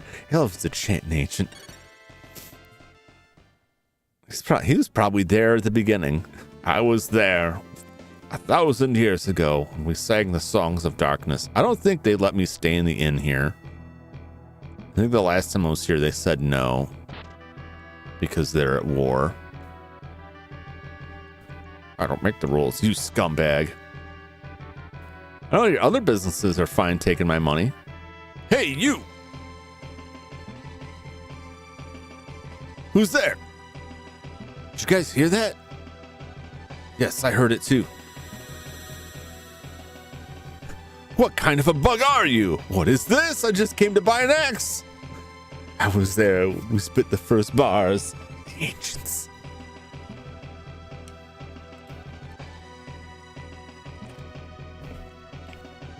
When they carved the first bars into the clay tablets. I'm not a bug. I'm a fairy. Oh, thank you for clarifying. What do you want with us? I was bored, so I thought I'd come use you for entertainment. But you're rather boring. We don't have time to play. We have to save the world. Yeah, I've got an idea. Kless, what's wrong? Oh no! What is it, Kless? I lost Avanisa's royal crest. What? If you want it back, come up to the top floor of the Tower of 12 Stars. I mean, I was going that way anyway. Great, just perfect. We've got to get it back if we're going to get into the Midgard Fortress. The Tower of 12 Stars. Didn't Rambard mention it? Do you think magical spirits live there? I suppose it's possible. The tower is south of here. It's funny is I was going there anyway. I just came here to buy some weapons. It's the next session. That's what we saw. Yeah. I was there 3,000 years ago. My said great balls we had to clean. I remember there was a real problem in school with those mice that students kept stealing the balls out of the mice. And you'd sit down and work on a computer and they had a little ball on it and the ball would be gone and the mouse would be completely unusable. I don't miss that at all. Welcome to my shop. I got a ball mouse right here. It's my PlayStation mouse. I still got a ball on it. That reminds me, I gotta look at these other consoles. I haven't bought a wacky controller in a while. I kind of want to get, for the Dreamcast and the Saturn, the twin joysticks for the Met controllers, but I hesitate to think how I could play those on stream. It would probably be just for me, because it would take up a significant chunk of space on my desk, but it would also be right under the microphone, so you would just hear this like click, clack, clack, clack, clack of these plastics. I'm gonna pick up one of them and see the mice from the science lab. What school do you go to? Having mice nuts? No, that's understandable. They're like the computer mice. Before laser or optic mice that we have now, they had balls in them, little rubber balls. And that's what they rolled around on. And you could take it out. It was made to be removed for cleaning because they'd pick up gunk and stuff. Let's say to take them out to clean them, but because they were so easy to access, in open spaces where there's a computer, people thought it was funny to just take that bottom part off and take the ball and leave. Here's the Mecha Halberd, which is 22,000 gold. However, it is a significant upgrade to my current weapon. A strange mechanical weapon of unique design. It's getting harder to make a living these days.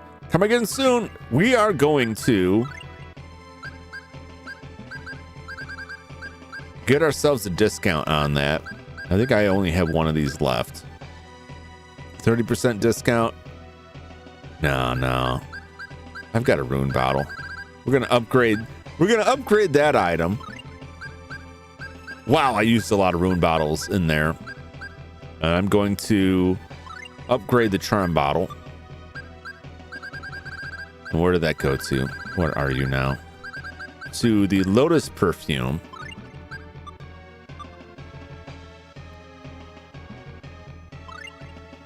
And now it's only 11,000. And we're going to buy it. And I'm going to sell all of the mystery weapons. Unless they tell me I can't because they're mystery. 4 AA batteries to make that thing work. The first wireless mouse. Yeah. It's crazy now that, like, if the mouse isn't wireless, mouse isn't rechargeable, they'll just run off of like 1 AA for quite some time. When the Papa used to perform arcane angles on brick walls. Back in our day, us ancients used walls of rubber to perform our ancient sciences. What's up, Utter Chaos? Welcome in. How you doing? Good to see you. I don't trust wireless. I'm okay with wireless mice. I haven't really had issues with them. What I don't like is most of the wireless mice rely on having software from either like Logitech or Razer installed, and I hate that. I hate having to deal with that. So that's why I stick to a wired mouse. What is this? This is was it BenQ, I think, makes this mouse? The Zowie. No software required. That's the way I likes it. Yeah, those are all just long swords. I don't know, there's just a straight long sword in there. I think I did. I saw you. That's from the Snakemen. Sell their trash. Just take 6 my mom's old one, then 4, 2, then 1. Yeah, it's crazy. Everything has a cord for me except the Switch Pro controller. I've heard even the Switch Pro controller adds some latency that they recommend using wired. And the only game I ever ran into where I thought that may be an issue was Mario RPG, because I just could not get those jumps.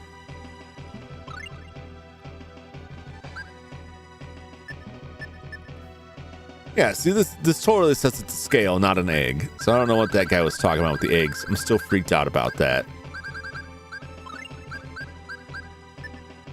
All right, we'll load another one of those in there. You can heal when we get there. Really does. We'll probably put the wire in. I haven't had an issue, noticed an issue with it. Some of the stuff you can adapt to depends on the games too. Older games are more of an issue. But like everything in the chain adds some kind of problem like that. Your display has latency, no matter what the display is or what they say. Displays all have a certain latency to them. Like there's a lot involved in trying to get that all the way down. And most of the time, like most of the controllers I've used, latency is not the issue. Like I use wireless controllers for like the NES or SNES, and it's the same problem with all of them. And it's a problem I have with a lot of wired controllers too, is that D-pads on any modern replacements are too imprecise, and they cause me nothing but grief. Let's get healed here. Use my Switch controller for PC. Okay. You can. From what I remember, it's kind of a headache because it's not really made for that. But you could use it on your PC. I don't remember. Does it work wired? I know there also are 8BitDo makes a like $15-20 adapter that you can put in your PC. Like it's just a wireless dongle that will work with most wireless controllers. Also let you use like a PlayStation controller on the Switch as well. I've used those. Those work pretty well. BitDo's wireless is fairly reliable. Can't escape Logitech. Logitech used to be like my go-to. And once they started requiring like software, and not just software, but software that asks you to log into an account with them. No, it's a device on my local computer. Why do we have to bring accounts into this? I don't care about that. Just let me make the changes I want, store it on the mouse and leave it at that. I hate dealing with that stuff. Do not want. There were some things I liked about having that software, like having per application settings was nice, but some of that just doesn't like work right. I should actually equip this weapon. Ooh, man, my stab is way up there. Accuracy is down 4 points. I can live with it. Now I get this mecha halberd. If this thing doesn't look like some sort of crazy chainsaw, I'm going to be a little bit disappointed, I think. Potentially.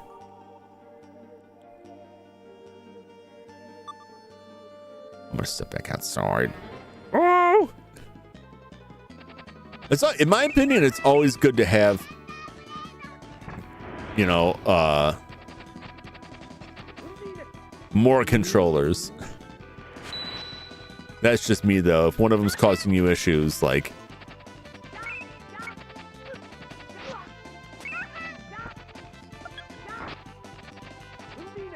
Get him! Oh, these brigands were tough. The last time I fought brigands, I could not hurt them at all. Are these like rabbit people? They kind of look like they were rabbit people. I don't know what that... There's some weird sound going on back there. Just out of curiosity, since we got it, let's get this weapon identified. Slayer sword. Tell me more about the Slayer sword. A sword used by barbarians to cut down 3 people at once. 200. What is that type? Is that fire? Is that earth? I don't know what typing that is.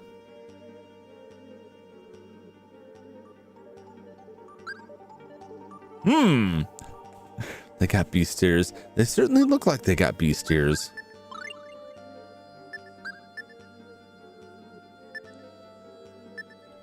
Our accuracy is way up off of this. We take a little bit on the stab. It is not a pole weapon, and it has an elemental typing.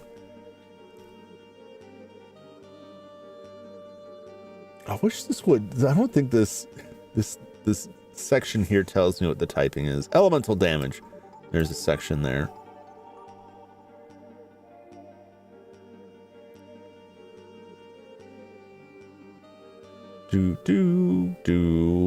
So that is Earth. That is Earth. It would be nice if they just put an image up that showed me what it is. It is a mountain. I couldn't tell if that was like a mountain or an eye or a small speck of flame. It's kind of orangish. It's kind of orangish. Volcano. Yeah. Ice scimitar, which is water. The thunderclap, which is lightning. Which is purple, which is strange. We'll give this Slayer sword a shot. Once again, I just bought something for quite a bit of money, and then the first fight I get into after that is like, here, you want a better weapon? You want a better weapon? But the mecha halberd will come in handy if I need to stab on stuff, because some things have different results from that. Okay. Everyone else should be good. Do I need to adjust any? I'm all right with this. I don't want that on short range because I'll never be able to pull it off.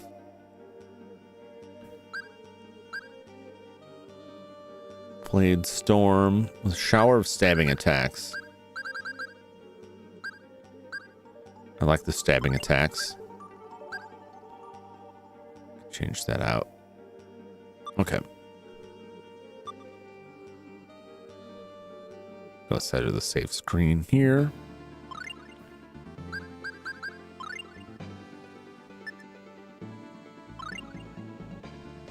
Okay. So I never buy stuff the merchant except the Secret of Mario RPG.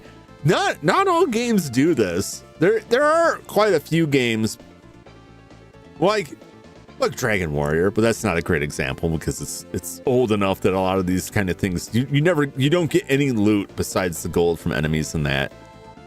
But I've played plenty of RPGs where there are things you can find, but sometimes it's rare drop. Like in Secret of Mana, there's a lot of enemies that will drop weapons and armor, but they have like a chance to drop them. Like the best tier of armor is random drops in the Mana Fortress. But like it's a grind to try to get those to drop. And so unless you're specifically trying to get the best of the best, you probably won't get all of them. Unless you're having a lot of trouble. But also, what's funny about that is if you grind long enough, you'll gain enough levels that like that alone will improve your chances of survival.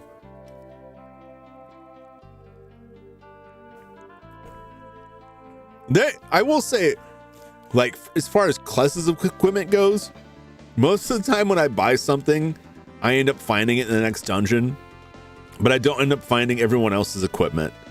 So I should just focus on buying everybody else's equipment. But I still like the juicy weapons because those are two different weapons. One's a pole arm. It has a longer reach, a different style of attack. And then this one is a sword. So its attacks are different. They will hit differently.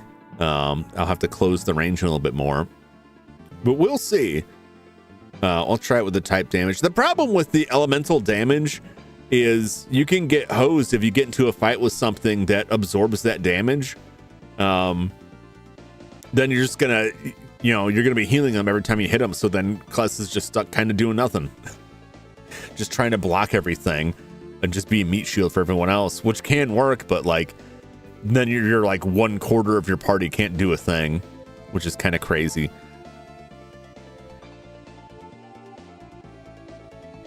I'm going to take a quick break, as I often do. It's a little bit earlier, but this is a good break point before we get into the thick of it in this tower. And then we will ascend this tower and see what the secret of the 12 spirits is, which is probably just a spirit. At the very least, we gotta go beat up this dude that stole our crest. That's good to know, Brandmo. Good to know. On that note, I will return momentarily. Stay tuned.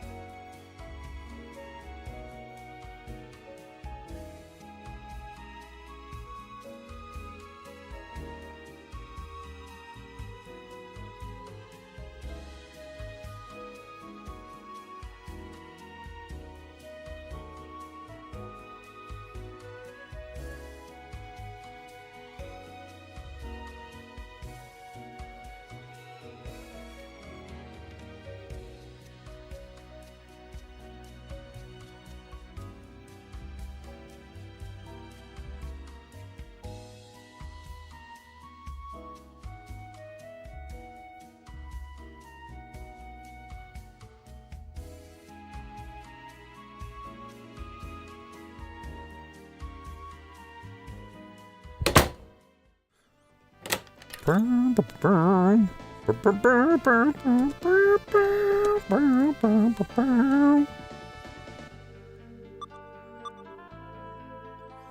back. Thank you. Got robbed by a thief, shanked by a bird, and mauled by a were hyena. That sounds like quite an adventure. When birds can stab you, you know you're in for some good times. Welcome back. Thank you.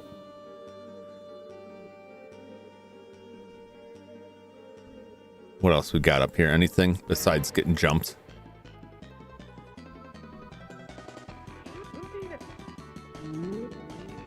Let's see if this new blade does anything against these. Oh no, these clay golems, these mud golems. Yep. I was worried about that. See, that's why I got the halberd, because my earth elements weapon is going to be useless against this thing.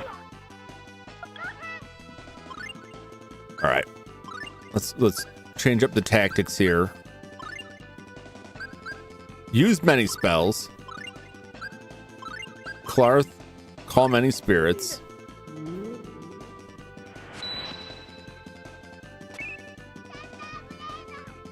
See what's good against this thing. Okay.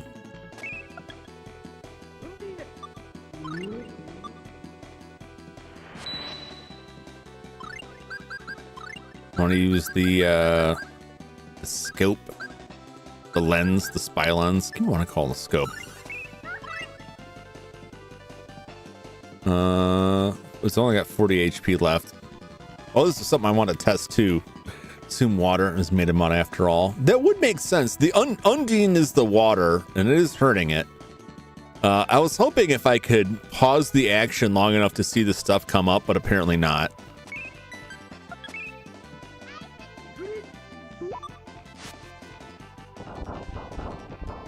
Yeah, fire doesn't do it. So water is probably a good element to use. Water weakness. You were right on the money. Right on the money, Silas.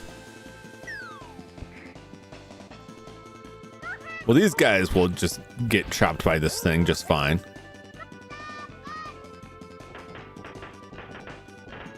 I have to remember to heal after this. And then, yes! Turn their tactics back down. All right, I'm going to go back. First, we're going to nurse everybody. Class is good enough. Just make sure our food is stacked.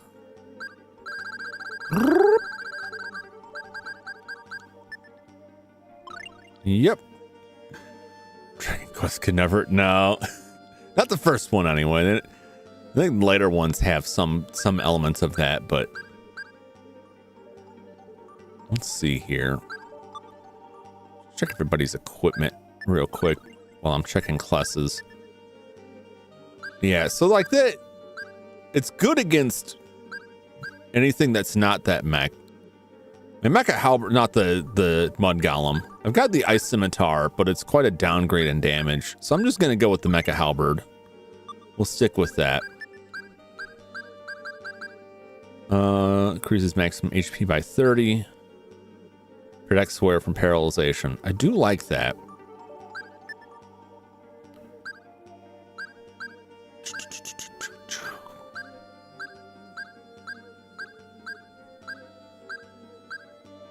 Poison, HP. Okay. I'm fine with this. I think they're all good. Moon crystal, that's good. It's good. Okay, we're good. We're good. Oh, the XP ropes and the money. Yeah. I wish I had this kind of gold. 138,000 gold. It's insane. Okay.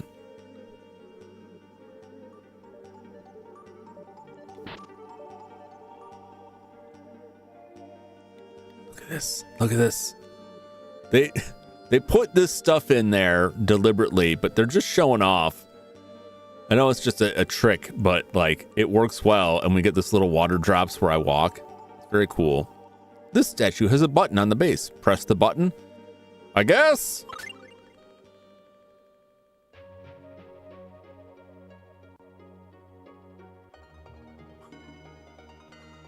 I don't know what that did. Ambushed. Get him, Kless. Oh! I forgot to turn their tactics down, didn't I? I can tone them back down. I can tone them back down. They don't need to be that aggressive. Does it just change the music? Is that all I've done here? We just find like the boombox. Help fighters. Value HP over TP. Conserve TP. Conserve TP. Until we get to a big fight. It's really nice that I can change that in combat.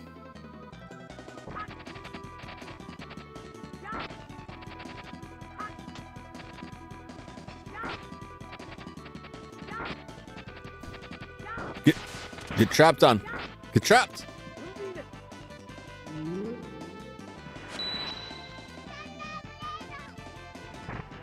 Also, it's a good thing I turned off Gnome, so he's not just casting Gnome missiles on stuff that is...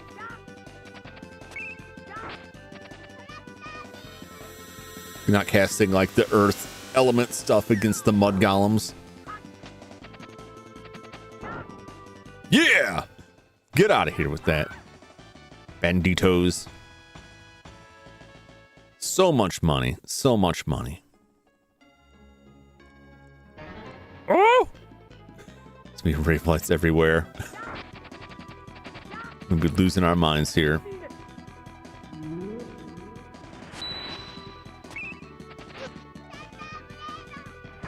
Get him!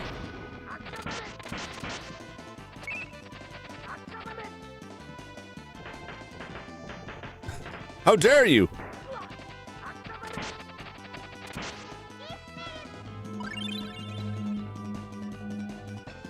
What on earth was that? Wow, she's never used that before.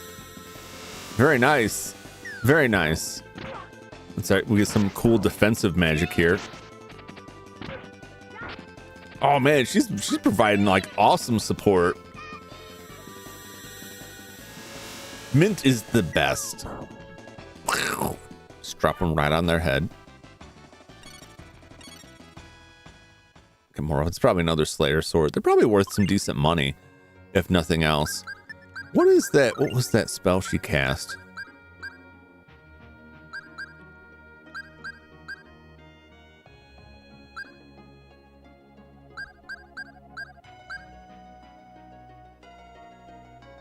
I don't know what she cast on us. It wasn't haste. Well, it was something. All right, what do we got here? Statue is a button. Press the button. Okay.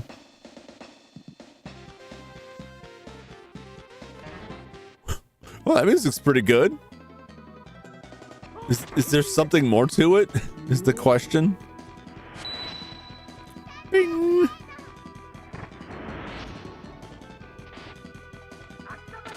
Get stabbed. Yeah. Excessive, but it gets the job done. Okay. Oh!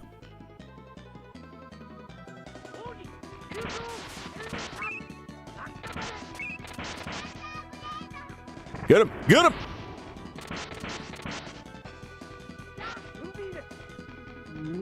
Yes, yes, yes!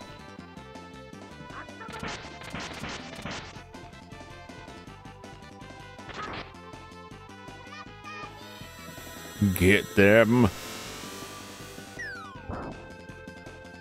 Those mages, they remind me of the Final Fantasy rabbit people. I forget what their name is. They're actively moving around the battlefield, makes it feel so much more dynamic. It is very dynamic. The backgrounds are really well done. They're like multi-layered backgrounds. I think are very cool. Depending on the enemy position, it changes how a lot of stuff works. I really like the combat system. Where we at? I'll need 400. So let's just throw, what's the chicken worth? 100. Throw the chicken in there. Throw a chicken in the sack. Throw a steak in there. Finish off with an apple. It's good. Looks pretty fun. It is fun. Even though you're only directly controlling Kless primarily, you can like tell them to cast other spells, but it is a lot of fun. Just getting in there and whacking on them.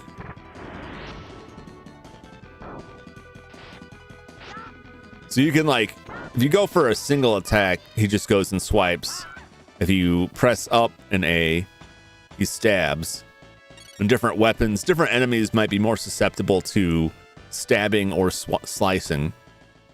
And different weapons will have different damage, like per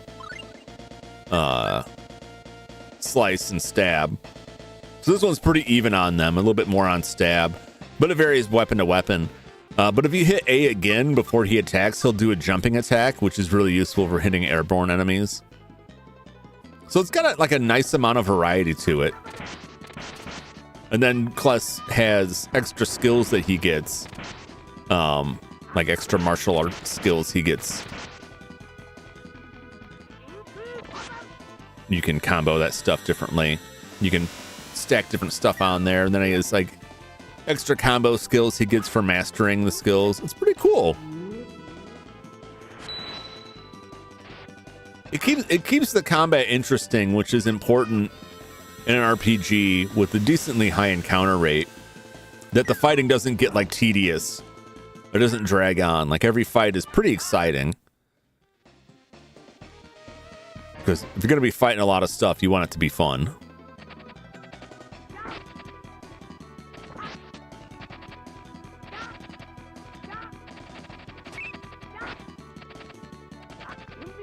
Oh, he jumped right over it.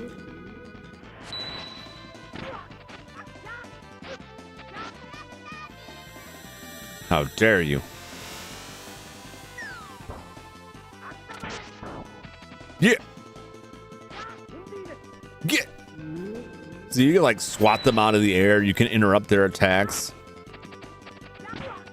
They can interrupt your attacks.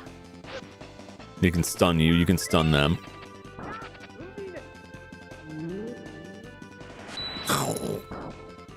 And if I direct the NPCs to use certain spells against enemies, they seem to remember that.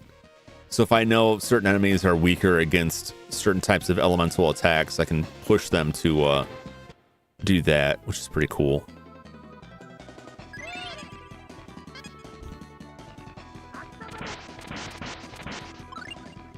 So we'll have Clarth use Undine on that.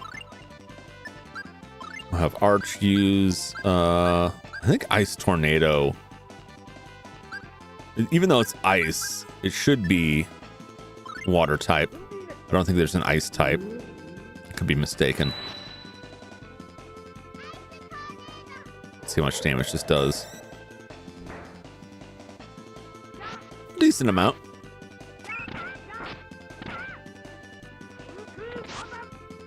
Get out! Pretty good. Did you ever get any of the Fire Emblem games?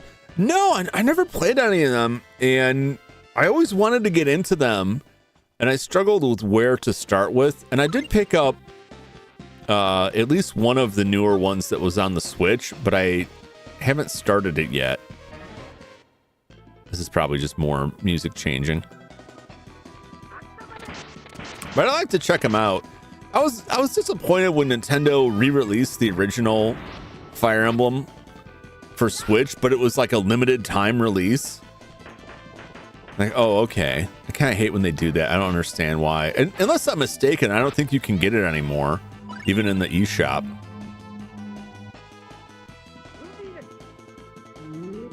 What?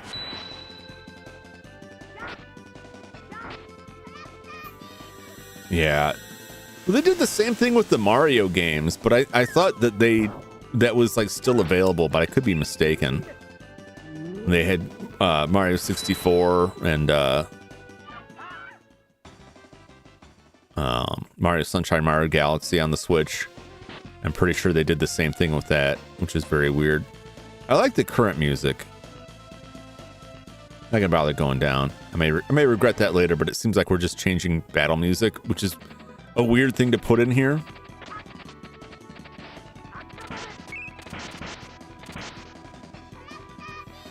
Get him!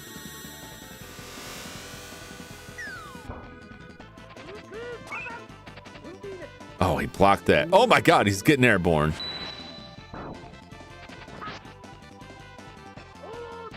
Yeah! Oh, 0 damage. Oh, geez, no. I gotta get back there. Get it back there and take care of this little guy.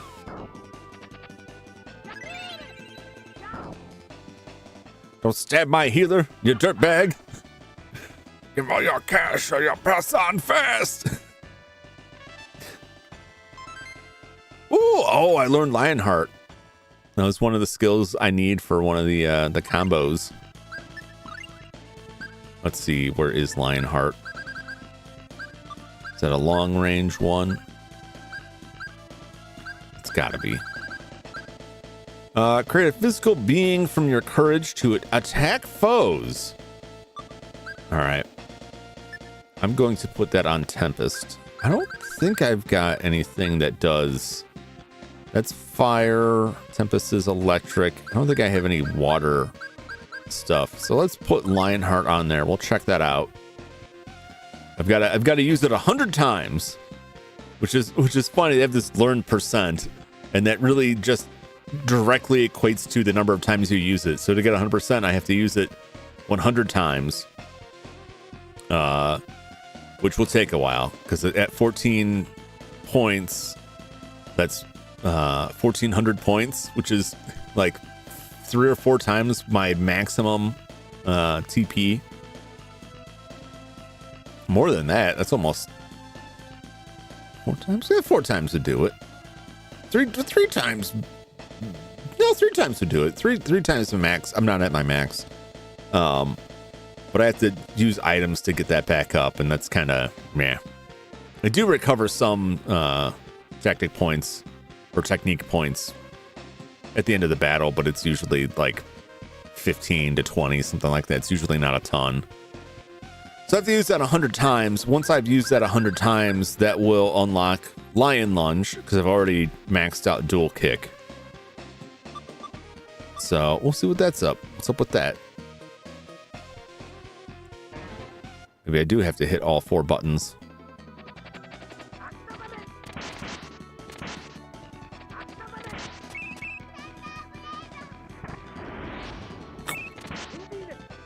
Get them. They weren't far enough away because it's a long range one. Oh! That was pretty neat.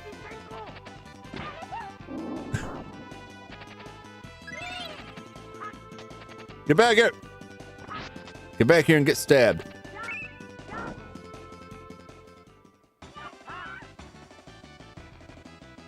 That was not what I expected. I just charge and then a lion comes out. Yeah, Mint needs... No, Mint's not the problem. It's Arch. Arch is always like several levels behind us. All right, we'll go back and hit some switches. Clearly I'm mistaken. And I should have just hit those buttons.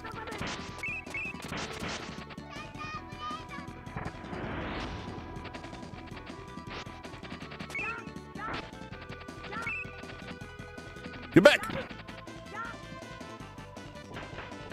Don't stonewall me, you dirtbag. See, these guys, they like to charge in and then run back and then come back. So they're tricky.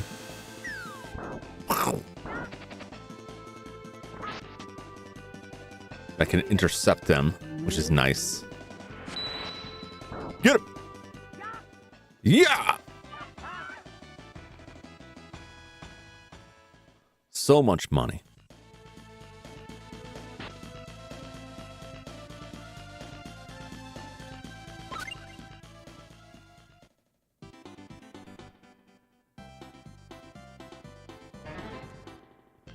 All right, maybe there's a specific one that I need to set off. The music of darkness. What is the music of darkness?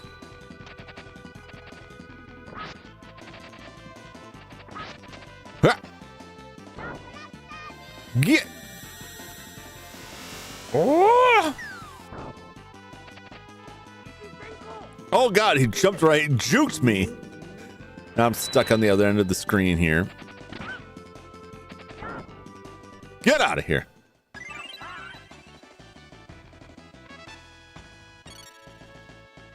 Getting a lot of question weapon.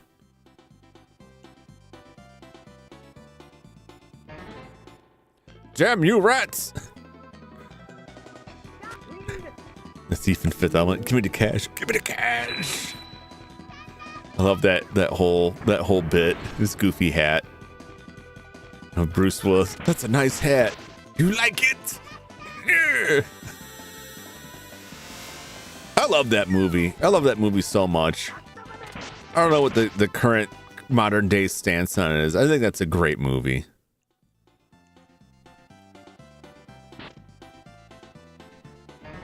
Oh!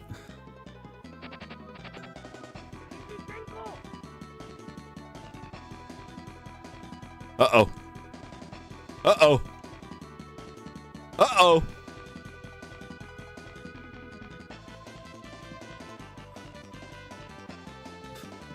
Well, that's not good. Oh, I've lost some progress.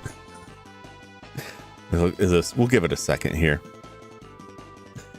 Since so long in the movie, I had no choice but to watch the rest. It was good. This does happen sometimes. It's probably a glitch from the translation. Sometimes fan translations have some issues with them, and this one hasn't been worked on since like early 2000s. This gives me a chance to eat my Oreo.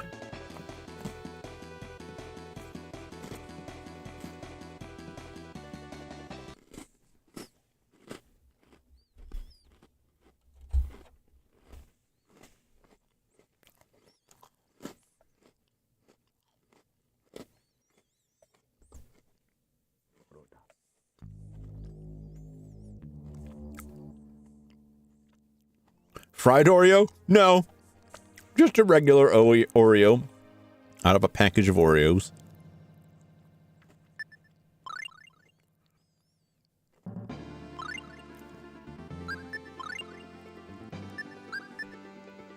Well, it's just some levels. It's just time. Everybody else was fine. It was everyone else's tactics.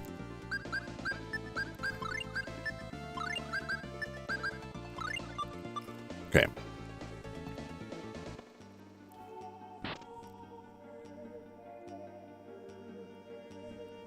Now I'm afraid to use Lionheart.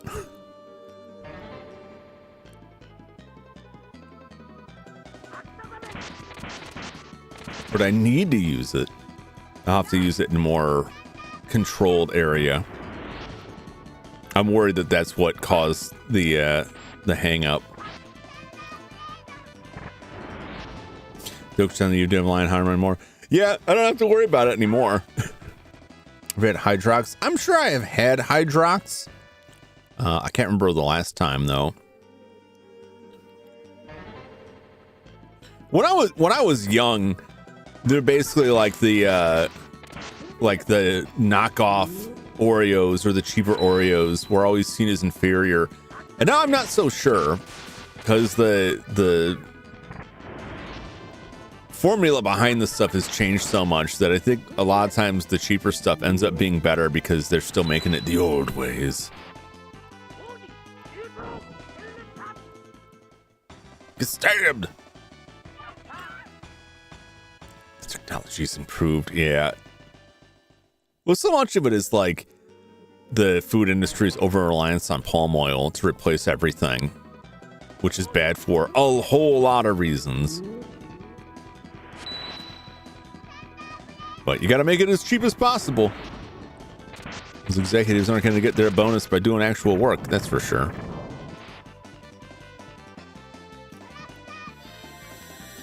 Yes.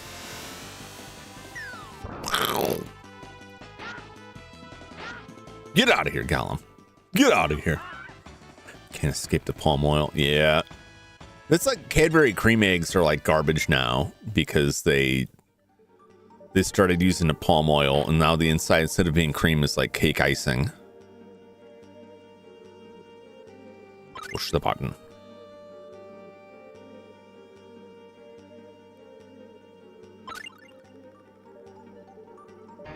Okay.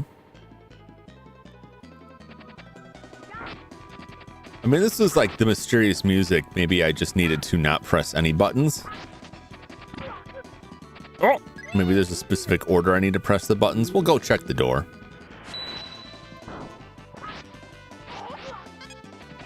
There's some kind of puzzle here. Jeez.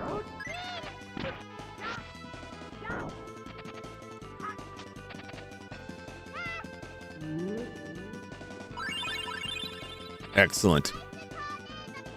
Yes, get him. Intercept him midair. Nice. Stock it up on the room bottles.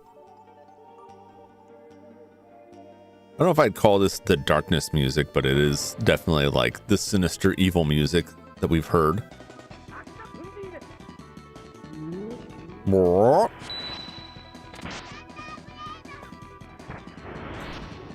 Get him.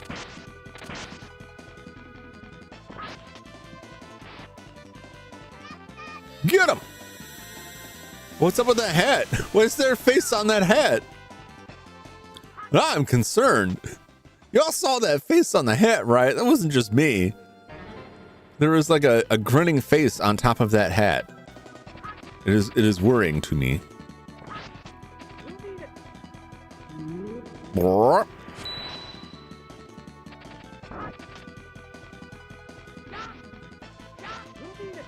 Get! You are not welcome here.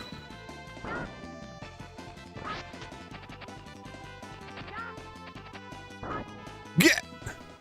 Don't try that crap with me. Jump scare hat face. Through the brigand spellcasters, demon familiars. Is it that those dark mages aren't actually evil? It's the hat itself that is evil. Oh, I was this close to greatness.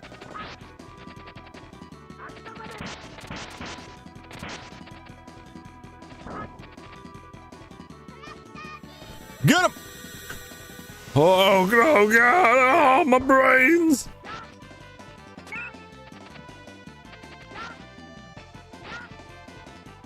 Get!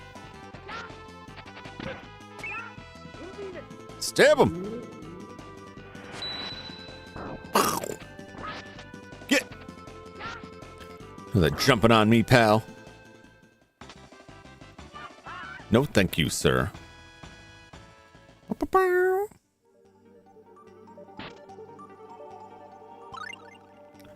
So actually, the door was already open, and if I hit that last switch, I would have been out of it. I would have been able to open it. Where's our food at? Where's my food at? Put one of these Japanese apples in the sack, and we should be maxed out. There, very good, very good, very good. Is that a? It's a pretty sickly looking ram there. In the Zodiac Tower here. Oh, what's the mystery to this level? Corpses. Bing. Zap them. Let's use one of these things. The spy lens. Fire weakness, eh? I have to remember that next time we encounter corpses to tell Clarth to use Ifrit. And then he should remember. I should take him out pretty quickly. It says the ancient people sang songs of happiness.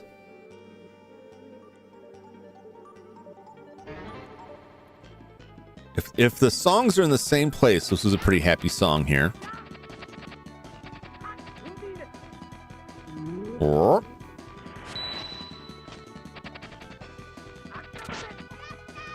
stab, stab, stab. destroy their vertebrae. Ha! Get! It's for the Happy Happy JoJo song. For that was my first thought. I mean, that song? They could have fitted on this cartridge. It's possible. Wouldn't put it past them. Sage! Okay.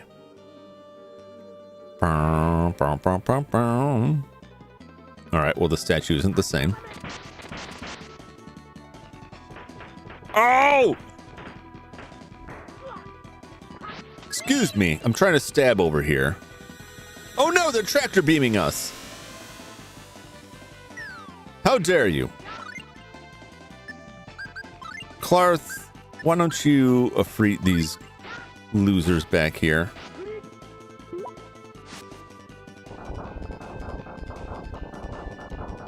Burn them. Burn them. Okay.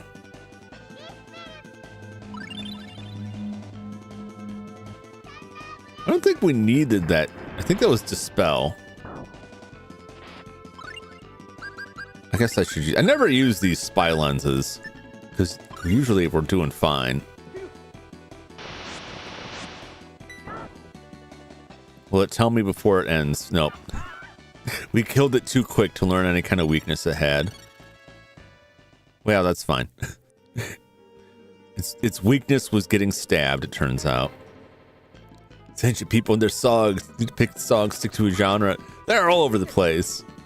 Here we are constructing their iPod playlist. Get! Don't jump on me. Don't appreciate that.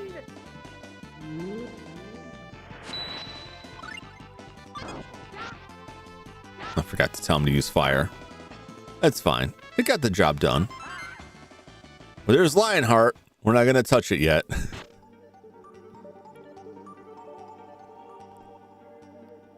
Push the button.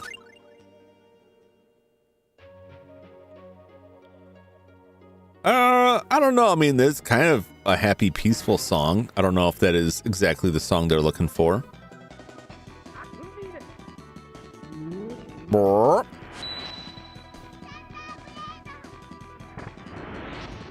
Oh yeah, their hats are definitely like separate living entities. That's freaking me out.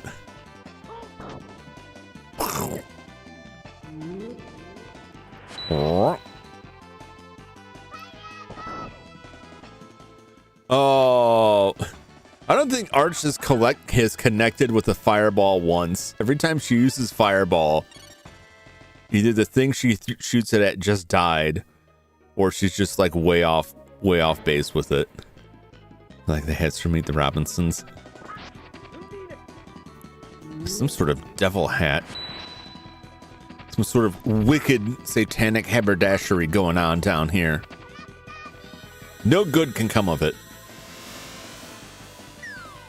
Who wants a hat with a mouth? That's just one more mouth to feed. You know what I'm saying? Like, you can't tell me they don't eat. You really want to deal with that? If you're out here robbing people, do you really want just like to have to feed your clothes too? It just seems counterproductive. But what do I know?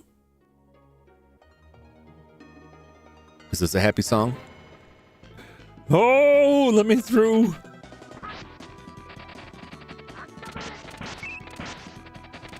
You can't block them all. She really likes that tractor beam spell. And I can live with that because it's pretty funny watching them get dropped on their heads. There it is again. Whoa! I'm falling. You're falling. We're falling. The other person with a mouth hat is, I know, from Guilty Gear that I can think of. I don't remember that character. Okay, so it's not that one. Look that up.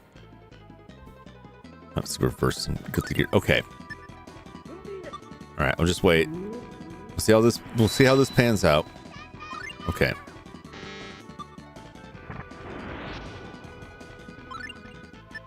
All right, Clarth, use a free. because they don't like fire.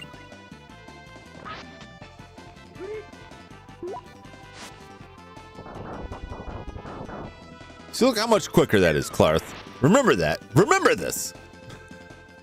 And his guitar dresses on. Oh, yeah. Yeah. I think I know the character you're talking about now. I don't know. I couldn't deal with having like a mouth on my head. Besides this one, like a mouth on a hat is what I mean.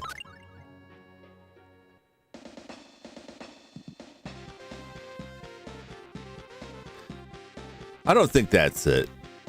I mean, it's like celebratory music or spicy combat. I'm not quite sure. I don't think that's what they're looking for. I don't think when the ancients passed me the aux cable, they were looking for that. I have no mouth and I must head. Don't tell Harlan Ellison, he'll sue you.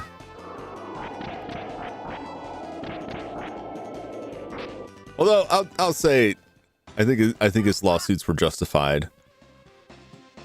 I don't know if you know who Harlan Ellison is or like his whole deal. Let's see if Clarth remembers to cast a freet. No. The lesson must be taught again.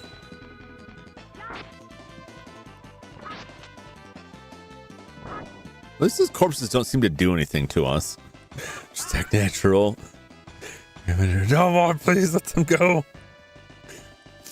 Is the author game writer? Yeah, he's an author, and he.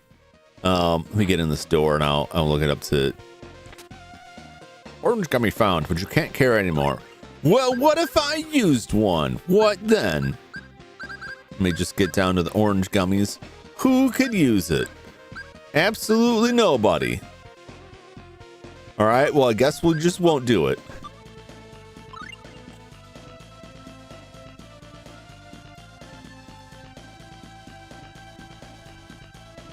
Harlan Ellison. He was notorious for just being like real snarky and suing about stuff, but like his lawsuits were fairly justified.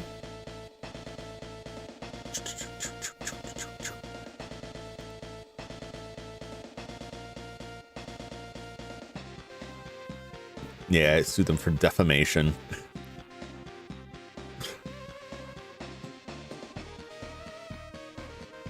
It was very weird. He sued ABC. Yeah, so this was a big one. In the 1980 lawsuit against ABC and Paramount Pictures, Ellison and Ben Bova, other sci-fi writer, claimed the TV series Future Cop was based on their short story Brillo, and they won a $337,000 judgment. And the story of that was that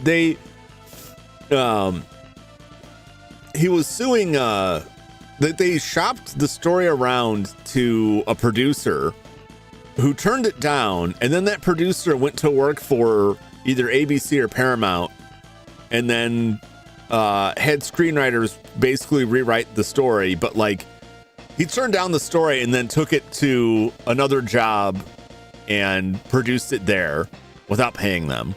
And it was pretty clear. It was pretty clear that's what he had done. He also has alleged that James Cameron's the Terminator, the first Terminator, drew material from an episode of the original Outer Limits, Soldier, which is about a soldier sent back in time, step of war. It is like weirdly similar. I should say weirdly. And they settle out of court for undisclosed sum and a credit to the film which acknowledges Ellison's work. Cameron objected to this acknowledgement since they will Ellison's claim a nuisance suit. It's been counted as someone stated in another Elements episode. Demon with a Glass Hand was also claimed and plagiarized by the film. Ellison stated the Terminator, the Stone with a Glass Hand was ripped off Outer Limits Soldier.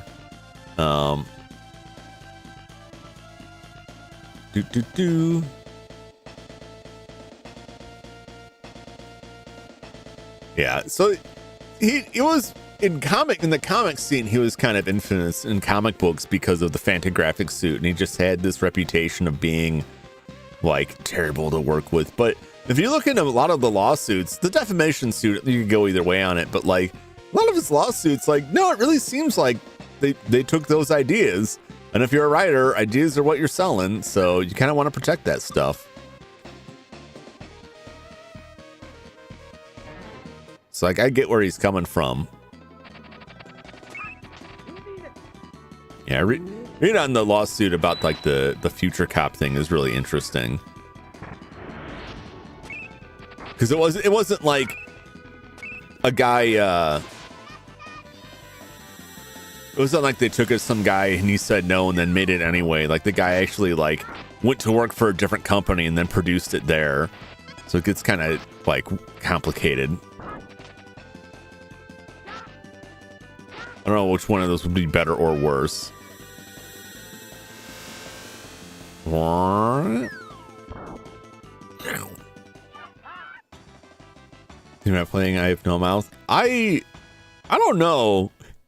I don't know how I should check it out. I have the game. It came in a bundle that I got a while ago.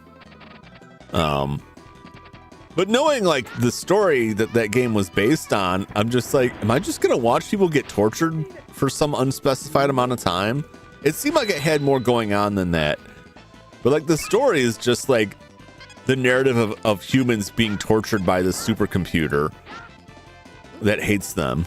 And I'm like, I'm not sure how that translates to a game. I should answer my curiosity on it.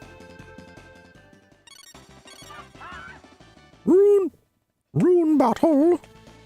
I don't know. Have you played it or have seen it? I've only seen screenshots of it.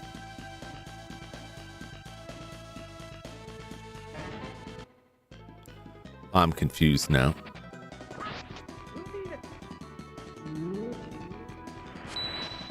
Is there another door here? Because I only found those 2 buttons. Are there other buttons I'm missing? Oh, get out of here. Denied. Just smack that guy right out of the air. How do you like it? Not very much, it seems. No, you can't get away. Very cynical and mean. The only word I can think of. Yeah, it's a computer that is, you know, become self-aware and is just filled to the absolute brim with hatred. Hatred for all of humanity. What? There's got to be another area around here that I'm not seeing immediately.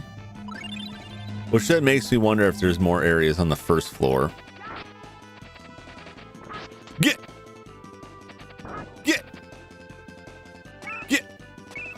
Get out of here. Stab him in the back. I tried. Yes. How 9,000 sadist. Yeah, like the short story describes like all these horrific things the computer does to them, and it won't let them die.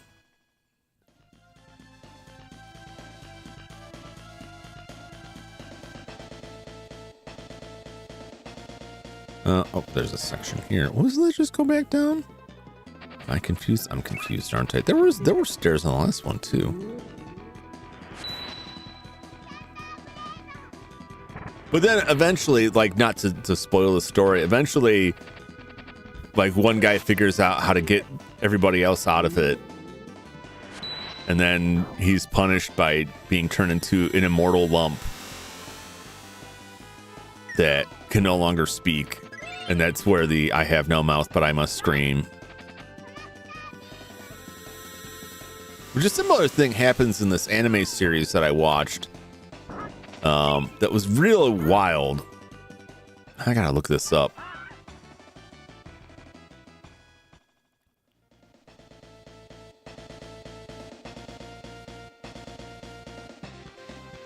There's a whole nother section of doors.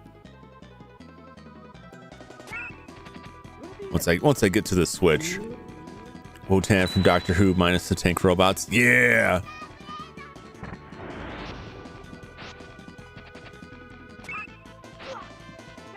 Yeah, there's like this anime that like kids can develop psychic powers, but they're programmed to not be able to use their powers against other humans, and if they use their powers against other humans, the conditioning will cause them to die. And they make some interesting twists with all of that. I can't remember the name of it.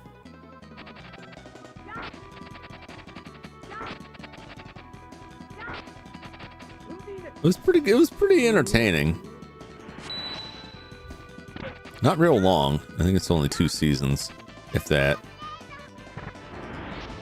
But it had some like disturbing implications behind some of the plot elements. What kind of anime narratives do you prefer? I don't know. I have a pretty broad taste in that regard. I guess the only thing I'm not like a huge fan of, but I don't rule out immediately, is like the isekai stuff. But that's like, let's push this button. What kind of music we get? All right, this has got to be the happy music. We'll check the other door. There's just so much of it. Some of it can be very fun, but like it gets old. It just gets old because there's so much of it out there. It's overdone.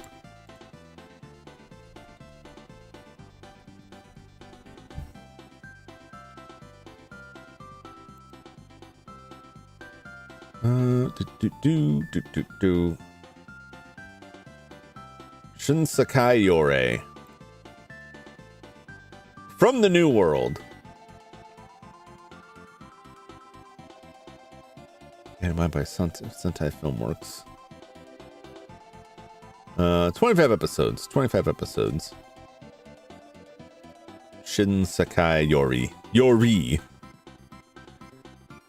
It's kind of a sci-fi element. I like sci-fi stuff. I like cyberpunk. I mean, I'm an old guy, so a lot of the stuff I like is older stuff. I really like Ghost in the Shell and the TV series. I really enjoyed. The later ones, like Arise was okay. It was not bad. The Netflix one was just weird. I don't know where they were going with that. I don't know. I watch a fair amount of stuff. I watch like cheesy romance stuff. I watch sci-fi stuff. Some shonen stuff. I like stuff that doesn't just go on and on. Because especially like the shonen stuff that just like they just got to keep raising the power level. Like it gets kind of meh. I just tend to lose interest. It's like how many layers of Super Saiyan can you stack on this? I do like Dragon Ball, but even that gets a little like, this is the ultimate power. There is none higher, but we've got 10 episodes more to go, so there's going to have to be higher kind of situation. Well, Yu Yu Hakusho did a pretty good job with that. Yu Yu Hakusho is really good. Just enjoying this too. Another Oreo here.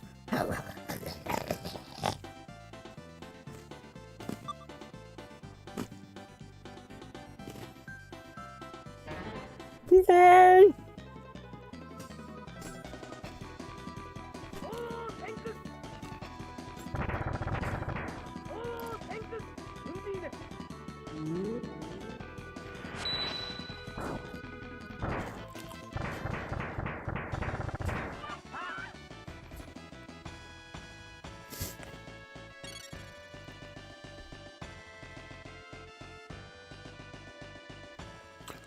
From early 2000s, we've said you watch plenty of shonen.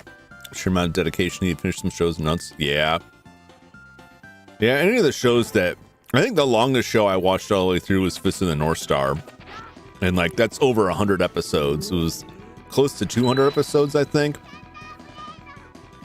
But I would just watch an episode or two in the morning before I had to go into the office. So it was like a little treat for me to get up earlier in the morning and watch some Fist of the North Star. Which I really love that show. The show with a bunch of like manly men who get really emotional about having to kill other manly men, other burly dudes with their sick martial arts that slices them to meat ribbons. All right, I'm not going to push another button because I think that one was it. I think there may be more treasure. There is more treasure. Holy rune. Holy rune. Now it shows over 100 episodes. I'm pretty sure most of the shows dedicated are pretty short comparatively. Yeah. Now you're a man. A man.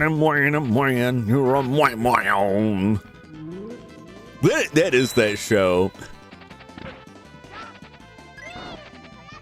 Because it's like, more often than not, Kenshiro has to fight and kill someone else.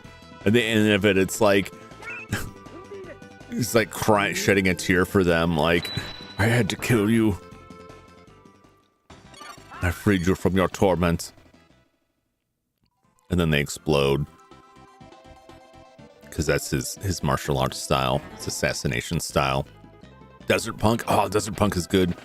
Desert Punk, I don't think that streams anywhere. I'm talking about stuff like legitimately. I always keep that in mind. I know you can find the stuff. But I tried to keep in mind, like, can you purchase this right now? Can you legitimately stream it somewhere right now? Desert Punk, I think, is one of those series that kind of vanished. Which unfortunately happened to a lot of anime when companies that had the distribution rights folded up. A lot of stuff just became inaccessible. I'm sorry, you left me no choice. Nothing personal, kid. Yeah, I mean, it's like Fist of North Star is like a crazy post-apocalyptic story where like people just kind of go crazy with power and decide to start becoming these warlords. And he has to fight them. And then on their deathbed, they're like, I really made some bad choices there. Well, I guess I'll go explode now.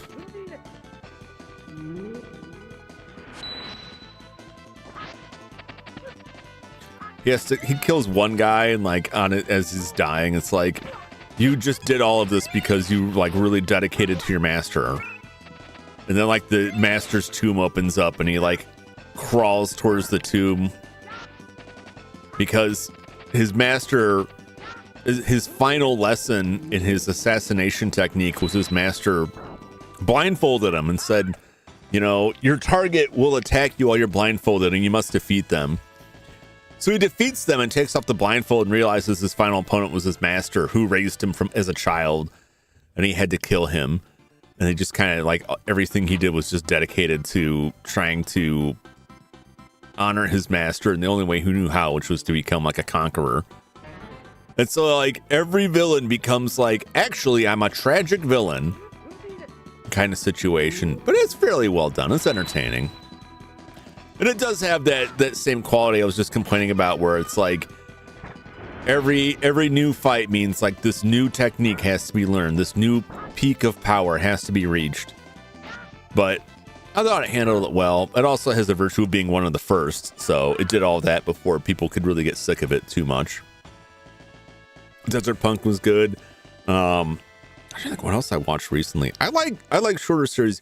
Give me a tight 24, 25 episode series. It's probably going to be solid. I'd rather watch that than 400 episodes of something that just keeps going on and on. It's very live action Fist of North Star. Unfortunately, I did. What I'll say. Pros.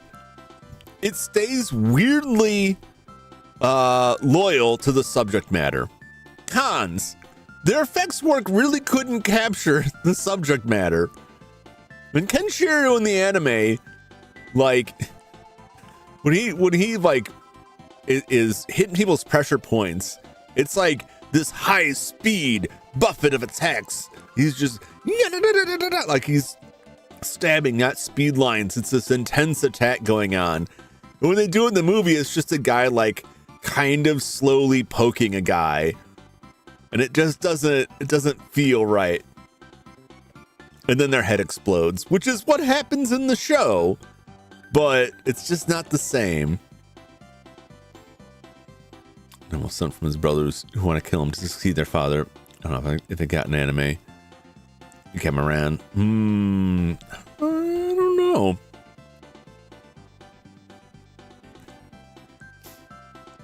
Explode from punches. Yep.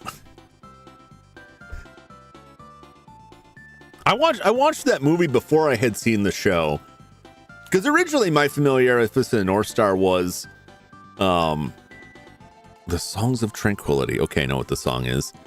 It was the movie, which is like summarizes like a big chunk of the original series. And I remember watching that because when I was growing up, like in the 90s, like there were like 6 anime you could rent from the video store. It's like Fist of the North Star and Macross Do You Remember Love? Bubblegum Crisis. It's just a handful of Akira, right? These big ones that like Vampire Hunter D, right? Everyone who's into it at the time saw, because that's all there was through like places like that. You could buy other stuff, but VHS was damned expensive, and you didn't want to buy something sight unseen. Oh, Basilisk with the ninjas. Oh, yeah, Basilisk was really good. Vampire Hunter D, I wish they would produce like new Vampire Hunter D stuff, because there are the novels that was based off of. I think there's like 30 or 40 of them, and only a handful have been translated into English. 55 as of 2024, because he's still writing them. There are 55 light novels of Vampire Hunter D. And I think that the movies did well, but there's so much more interesting in that world that just gets lightly touched on. Like, it's a post-apocalypse. It's a far future post-apocalypse world where, following a nuclear holocaust, vampires emerged from the darkness of legend to conquer humanity. And there's something that they cover, one of the first books, that I don't think they ever discussed in the movies, which is through generations of brainwashing and genetic manipulation. Don't ask me how that works. They set it up so that no human can learn the vampire's weakness. If a human accidentally learns a vampire's weakness, the inborn like conditioning will cause them to forget. And there's a part where a guy chases a vampire off with some garlic, and he's like, oh, I've got it. I have to tell everyone how we can defeat the vampires now. It was, what was it? Oh, I can't remember now. Oh, I don't remember what it was. It was very cool. The second movie was great too. Yeah. You know what's weird about the second movie? I think this is still the case. You couldn't get it in Japanese. The distribution rights for it didn't cover Japanese. You could only get the English dub of it. The Japanese version was, I don't believe, ever commercially available in the US. Which is strange. I don't know if that was one of those productions, because there are a couple of productions that like were mostly produced for the Western audience. They weren't even made for the Japanese audience. That's how a lot of the old OVAs were. They were made for overseas sales, because there's a lot of money in that at the time, which is why they're all like insanely violent, because that's what they like. The Japanese version of that was on YouTube for a long time. I don't know if it still is, if you were to watch it and compare. Although the English dubbing was all right. I prefer the Japanese in most cases, but there's some stuff like Akira I just can't watch the Japanese, because I watched it so many times with the bad old English dub that is Akira to me, and I try and watch it with either the new, arguably better English dub or the original Japanese. It's just weird to me. Like, that voice isn't right. That's not what he says. Let me do the Song of Tranquility. Okay, let's go find the Tranquil song. Stab, stab, stab, stab.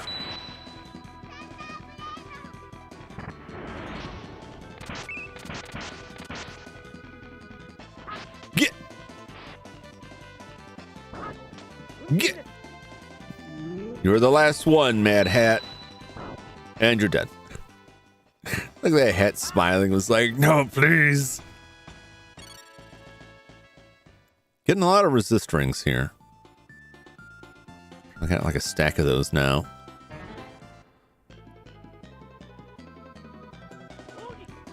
Another thing that's weird about this that differs it that makes it stand out in a strange way from other RPGs is that the items have a max quantity of 15.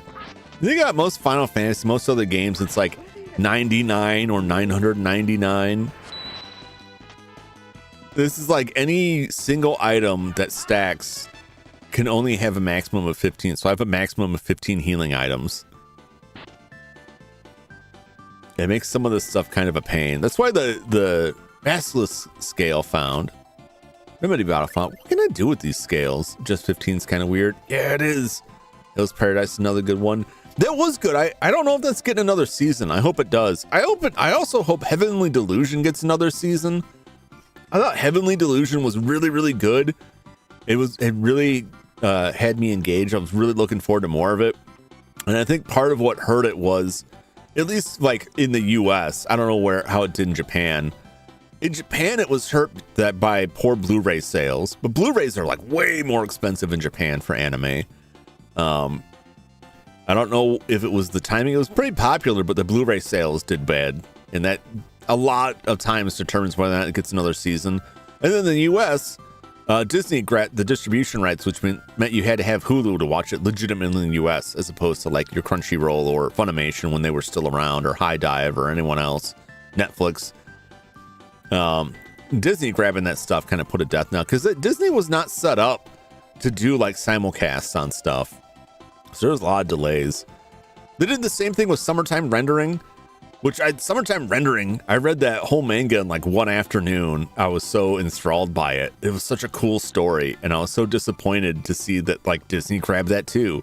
So one thing I really hate going on with the streaming service wars is once they turn their attention to anime, it was like there are services that I may not entirely like, but they do a decent job for the most part of letting me see new episodes as they air. And that was Crunchyroll and Funimation until they merged, and Funimation's gone now. High Dive too. But once you get like Disney wants in on that, Netflix was bad enough when Netflix is like, no, you have to wait till the whole series is out, the whole season, we're not going to simulcast. And then they kind of relented on that. But other streaming services don't treat them the same. They don't treat them right, and stuff just gets buried. They end up like Heavenly Delusion was really, really good. A lot of people didn't see it. Didn't even know it was out there because it wasn't on one of the main sites. But I mean, you could see it otherwise. Usually. I hope it gets a physical release in the US, because I don't want to be tied to Hulu for that. But I really liked it. I thought it was a really, really good series. And that'll do 0. Those mud golems do not care about the lightning.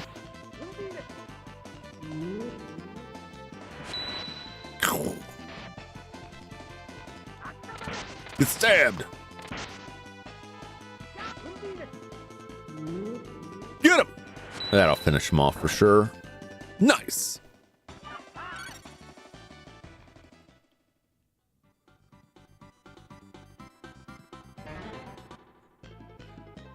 Oh, ambush day.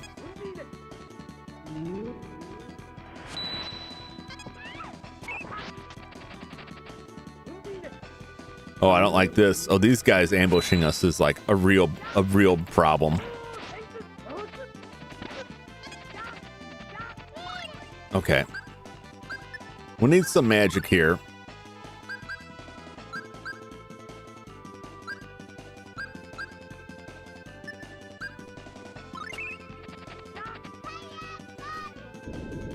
Firewall that sucker.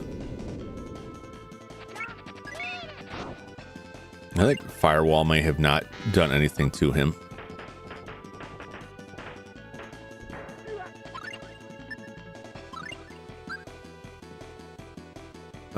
Tractor Beam was working really well. We'll make sure that she's taking care of the stuff that's behind him, because otherwise they'll keep facing the way I'm facing and ignore that dude just get stabbed in the back repeatedly. I'm fairly certain that was Dispel, which isn't really like... Get him! Mechanime, I forget the name of. I remember really loving the ending. I don't even remember the name. There's a fair amount of those. A lot of good ones.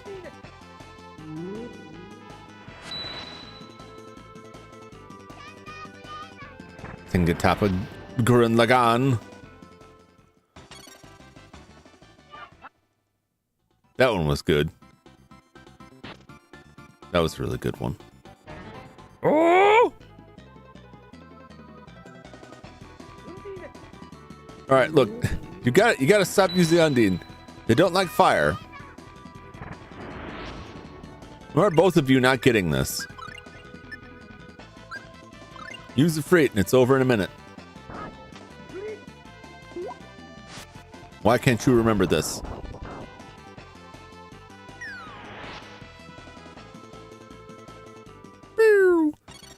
There've been a couple like decent anime series the past couple years that like never went past one season, which I was disappointed by. All right, that's Tranquil for sure. Let's go look for treasure elsewhere. Ha!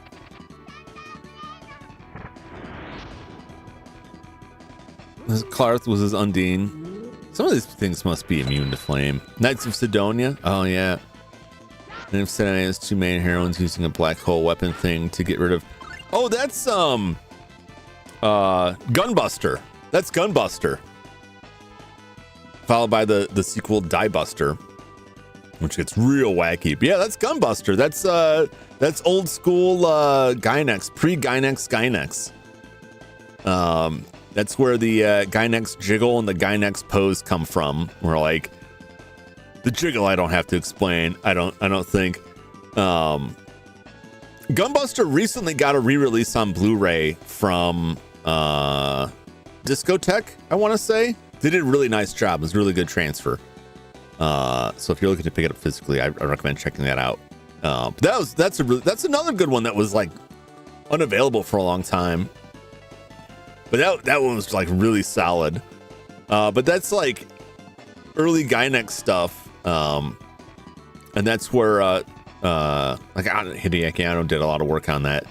That's the pose with like the arms crossed across the chest. This Gunbuster.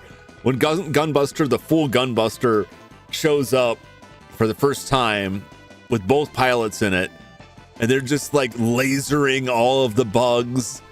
They have the homing lasers. They just blast out missiles all over the place. It's pretty crazy. It's got an awesome theme song that plays during that fight too. Aim for the top, Gunbuster. It's a good series, very good.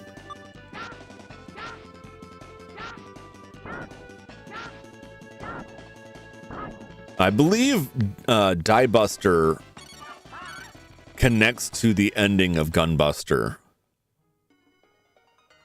in some way. That one also has like a really memorable opening theme to it.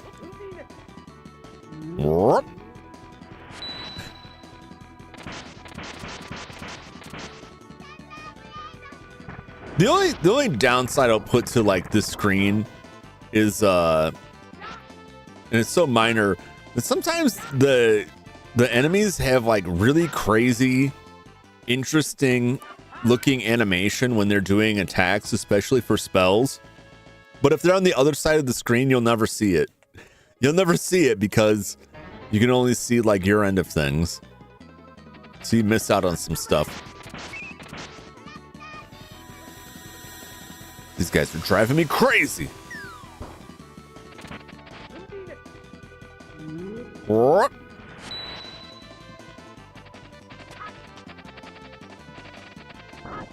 Get. You're not welcome. Get out of here. Get. Zap them. Don't any of them touch the ground. You're dead. Get a lot of mystery weapon. It's all got to be that Slayer sword, which is fine because it's all money.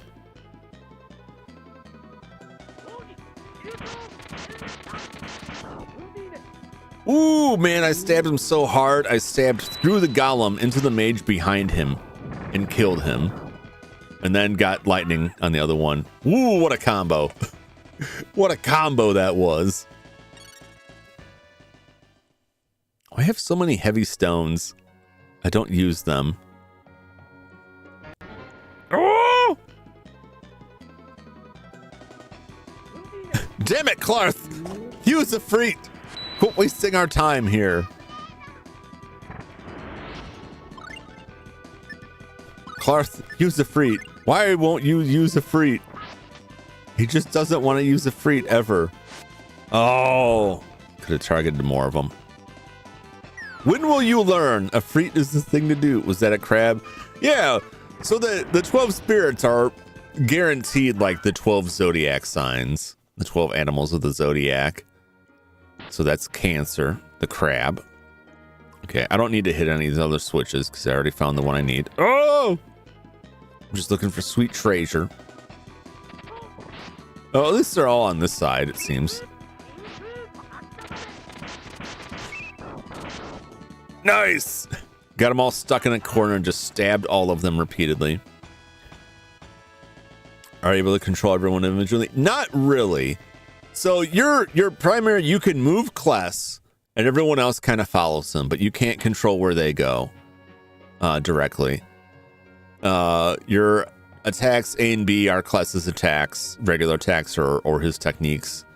You can bring up the menu to order them to cast certain spells or to change their tactics, which just determines like how often they cast spells. But other than that, you can't.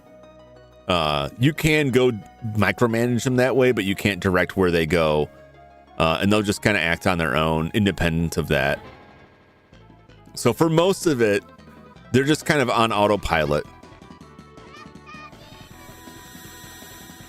And as long as they're not making like huge mistakes, they do a pretty decent job generally. Although I don't really want her getting up there in that thing's face. They can fight, like they all have weapons and they can fight, but they're nowhere near as powerful as Kless for like melee combat. So it's better for them just to cast spells. But if you turn it up, turn up their tactics too high, they'll just cast spells constantly and they'll burn through all of their magic points like in 2 battles. Minute characters able to use. So far we only have these characters. Occasionally we'll have one of them will get bumped out or replaced by an NPC who doesn't really do anything in combat. Like the last episode I did of this, we had an elf from the elf village following us, but they didn't do anything in any fight. They were just kind of there. But we have these 4. We had another character. What was his name? Chester Barklight or Burkhart. Some of the translations in this are strange, and what the official naming has changed. Chester had a bow, and he was with us in the opening chapter, but when we went back in time, he got left in the present day. And we haven't seen him since. I've just been wandering around the past since episode 1 or 2, maybe. I don't know if he'll come back. And as far as I know, it's just like those 5 characters. It's like that's all there is in this game. Or at least that's all I have encountered so far. I don't think there's more than just this team, though. Oh, I can get them all stuck in a corner if I get over there.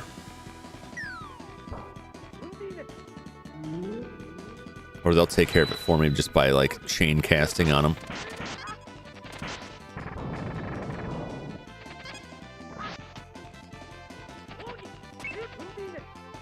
Stab!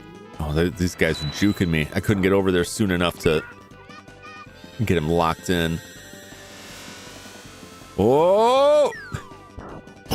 Brain damage. So many mystery weapons. Sirloin steak! Oh, I do need to stack up my food. I have this sack that can fit food in it. And the food is used to heal me. Every step I take, I will consume some food to heal my injuries. So I gotta keep checking that, because while I'm walking, I'm basically recovering as long as I have food to eat. So you just go to town and buy like tons of food.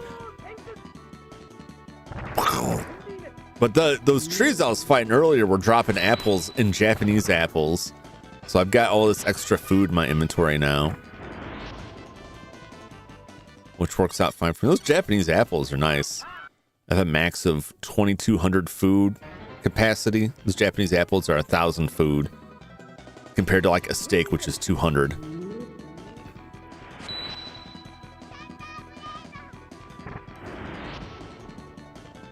Get!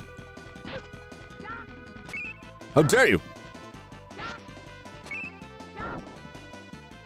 Don't touch me! No, no, no, no, no, no, no, no. Let's get out of here. Or actually, there may be more loot over here. It's like, how many more fights do I want to get into versus how soon do I want to get to the top of this tower? I'd like to wrap this tower up this evening. It's about my only goal.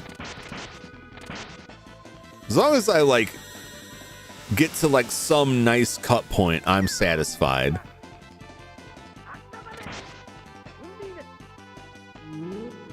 Like beat one boss, clear out one NPC mission, something like that. Oh,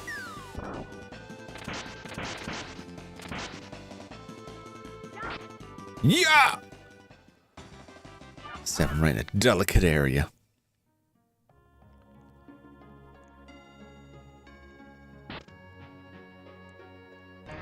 Yep, this is a statue I don't want to touch. Stab, get stabbed, get stabbed.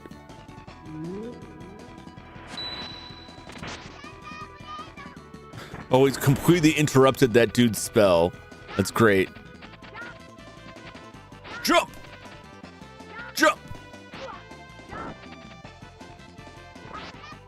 Get out of here.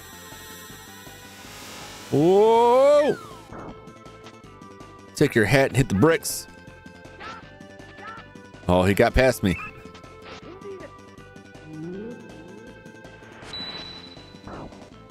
Oh!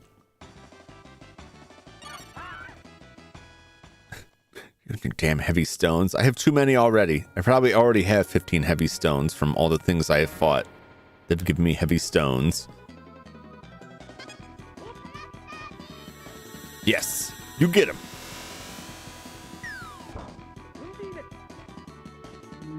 War.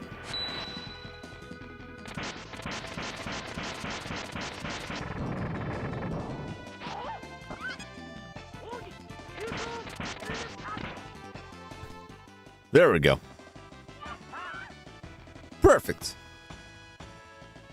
You know, those ambushes where they attack on either side can get really dangerous because those mages are glass cannons. They cannot take much of a physical beating.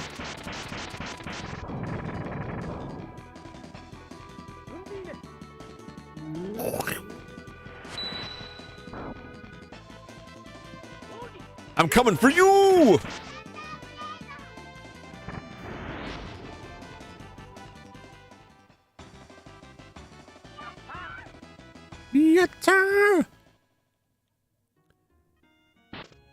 Treasure. Treasure. Orange gummy. Oh.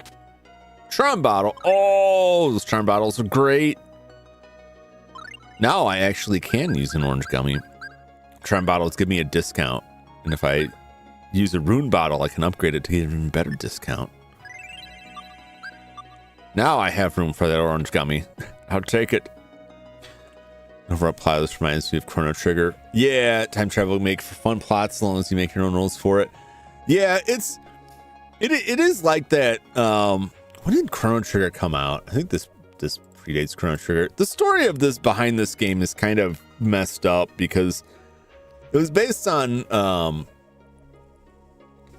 let's see, Trigger 1995. This was 95 will win at 95. They might have been real close together. Well, if they both came out in 95, like, it definitely, like, the story was already in the works around the same time. March 95.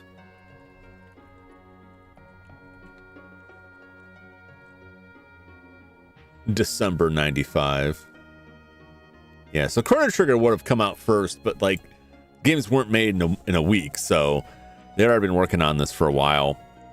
But it was based on a story being written by one of the guys who later went on to form Tri-Ace, who makes the Star Ocean games. And originally, the story, which has never been published anywhere, had 3 sections in it. One was like the past, and one was the present, and the one was the future. Or one was like the past, one was the future. The way it broke down. But basically what we got in this game was the 3rd section of that story. And it leaves out a lot of backstory about stuff. About who Deus is and what his motivations are.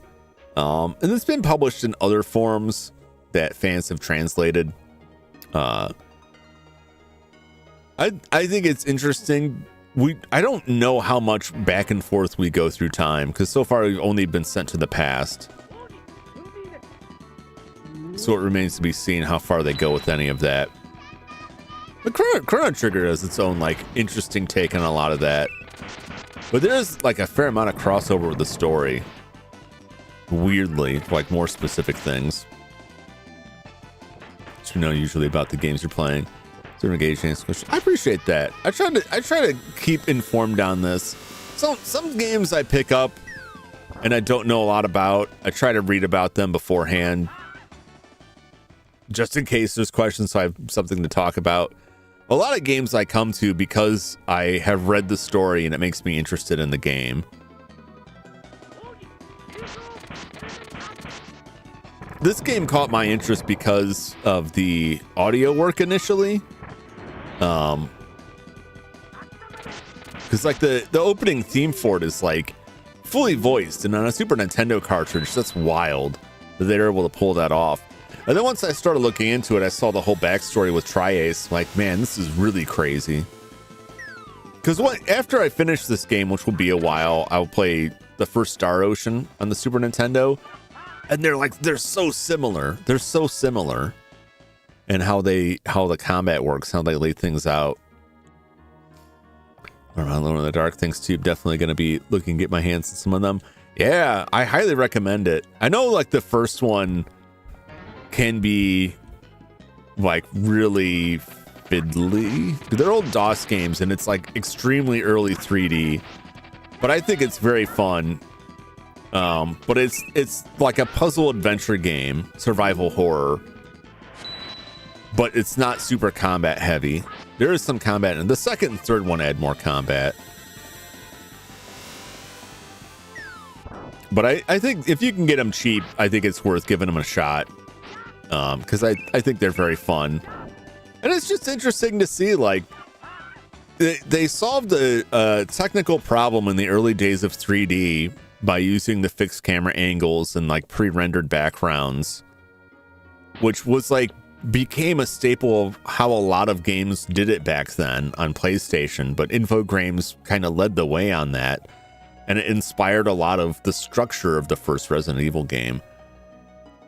It's unfortunate that they didn't seem to ever get a good hold on how to best use their property. But the original Alone in the Dark was supposed to be based on the Call of Cthulhu stories, specifically the RPG, and they either failed to properly secure the license or lost the license, and so it kind of references Cthulhu-esque stuff, but it's not directly Cthulhu stuff.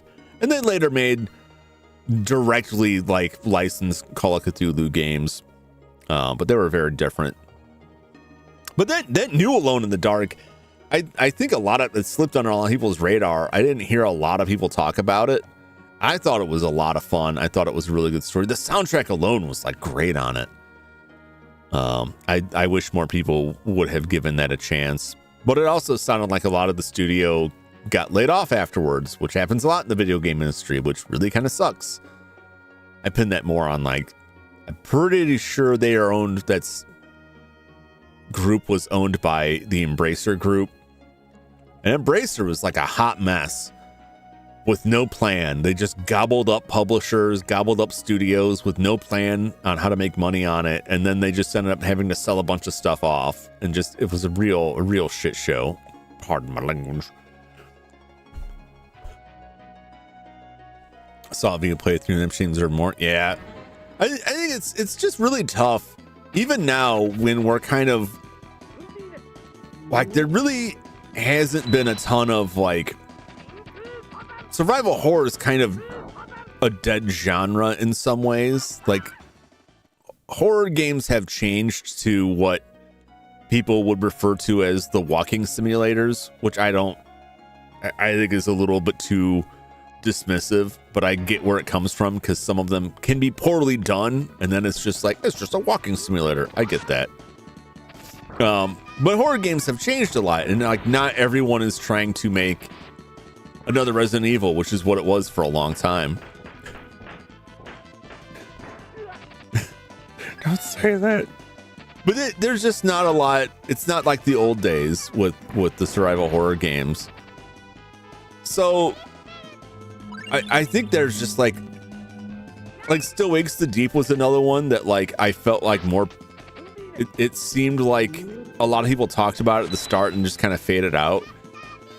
I don't know. I haven't played that yet, so I shouldn't say too much about it because I just don't really know. But like, there are a lot of horror games that come out, but it's a different variety. It's changed from what it used to be. And I think that when they were making the Alone in the Dark, it was like, where do we go with this? Like, we want some kind of action because people seem to like that, but we want the story to take center stage. That was the only real complaints that I heard about it from people, was like, the combat wasn't that great. I'm like, yeah, but it's not about that. Like, and in my opinion, the combat should be okay, but if the shooting is too good in a survival horror game, then you're missing out on a good element of like, yeah, you gotta kind of suck. You gotta have people who maybe aren't the best shots. You have to limit, just like you have to limit ammo, things like that, because it adds to the tension of it, in my opinion. RE4 remake meta now. Yeah, we've like RE4 remake. Just I don't know. I haven't played it, but it just seemed kind of pointless, you know, because it just seemed it was RE4 again with some stuff cut out. I don't know what it really brought to the table. What did it really add? The RE2 remake is like a whole different animal, right? But the RE4 remake is like so close to RE4. I think as you get further down the line, it's like, why are you going to remake it? Let's remake Resident Evil 6. Like, why? What are you going to do? It should have just been called a remaster to me at that point, because it's the same game with spiced up graphics. Like what you said. Scary at times, but it was when I consider horror. Yeah. Well, and RE3 kind of started it, but RE4 is where like it really picked up, where Resident Evil became, for the next several entries, a combat focused action game with some horror elements, like horror story elements, but not really a scary game. But I can say the same, like Resident Evil 1 was a lot of jump scares. Resident Evil 2 was like a lot of tension and jump scares. RE3 had Nemesis chasing you down, and when you didn't know where he would come out, it was terrifying because all of a sudden he would just be there. Action game with scary monsters visually. Yeah. And I think that some of the newer ones, they do have a lot of shooting in them, like, by which I mean like Resident Evil 7 and 8 or Village. There's a lot of shooting, but like, it's like to me, like classic RE shooting, where like there are obstacles. The monsters are obstacles you need to get by. And like, you're better off not shooting them if you can get around it. But like, sometimes you just gotta. That was just my feel on it. And that's the kind of stuff I'd like to see come back. But I think that audience expectations have changed. It's the same when people talk about like games that are like 10, 15 years old and like, oh, I wish they did games like that again. And I would say to a lot of people who say that, I don't think you do. I don't think you do. I think you're looking at rose tinted glasses. I think that game was good in its time, but I think that most audiences would say that and then be given that and be like, what is this? Like, I wish I could get a Big Mac when really you want a lobster. And they bring out the Big Mac and you're like, what's this? This isn't what I wanted. That's how it feels sometimes. And people talk about older games and like wanting to see them to get revitalized. And then they're just like, here it is. Here's the game. We pulled it out of the freezer for you. Like, not like this. Not like this. Not all the time. I don't mean to call people out on it. I just think sometimes people have a desire to see the older games come back, but they can't quite put their finger on what it is that they want. So then the publishers can't quite put their finger on what the audience wants. A lot of people would not react well to stuff like Dreamcast Alone in the Dark now. Yeah.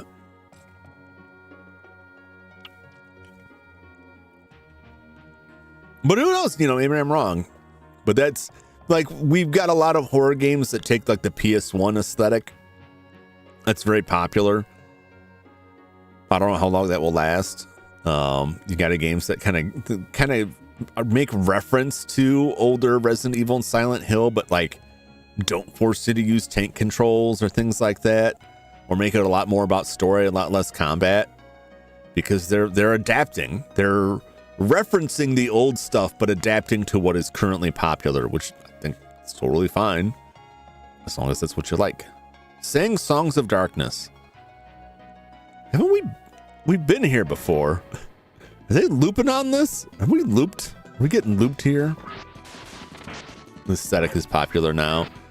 Yeah, it's like pixel art stuff, you know, comes and goes in popularity.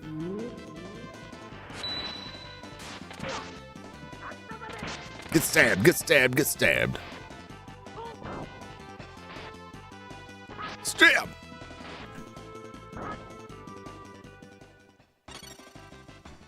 Is there another layer to this maze here?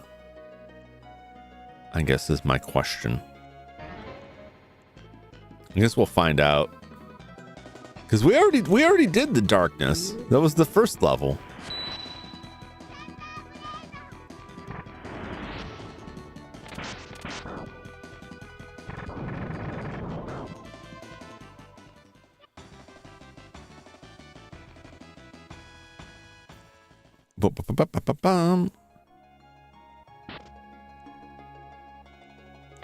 No, this is new because I already gotten this. I bought that silver cape a while ago.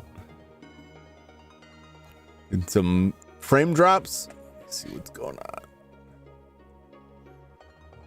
on. My connection says it's okay. That doesn't necessarily mean it is, but it should catch up before too long. I haven't gotten any notice from YouTube that they're having issues, but again, that's not always an accurate assessment of what's going on.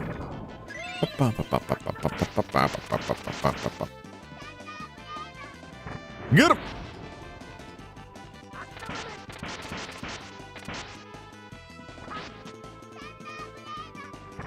And the blade does nothing against the mud golem. Swipe! That point in horror games, the current meta is either over the shoulder shooting or first person runaway. Yeah, I think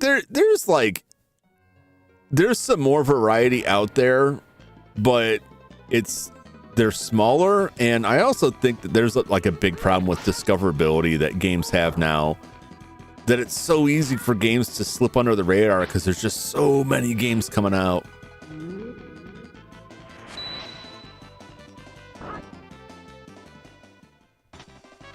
But as far as like the big boys go, right, they'll stick to like the big trends, and that's where a lot of them have been.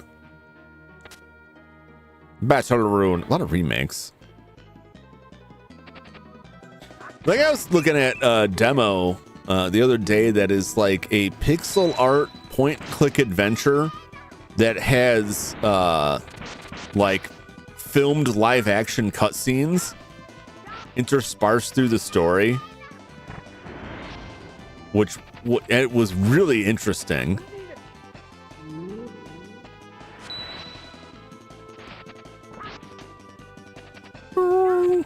Quit jumping. I don't like it.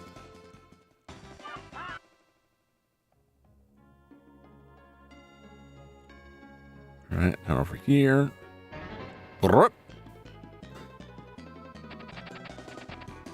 OG Resident Evil trailers, yeah. Or like the OG Resident Evil like opening movie. Which is a lot of fun. It's a lot of fun. Cure. I think is Cure what I was thinking of? Is that gonna help us? What does Cure do for us? Here it is. Restores a large amount of okay, no, that's just more heals. More heals. So much fun not liking it. No, I get it. It's I gotta find it. There's a free demo out.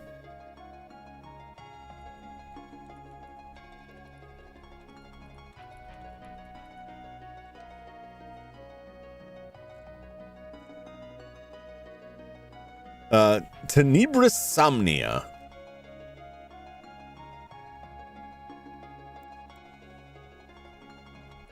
Which I realized when I did the demo, I kept calling it Somne. I kept butchering the name. Let me post a link for this. It's still coming soon. I recommend this. I recommend checking out the free demo of this. It has like really nice sprite work, really nice pixel art. Some combat so far, but like really like creepy live action cutscenes. I initially checked it out because it reminded me of Phantasmagoria, which was like a point and click adventure, but all of the characters were like just digitized like actors.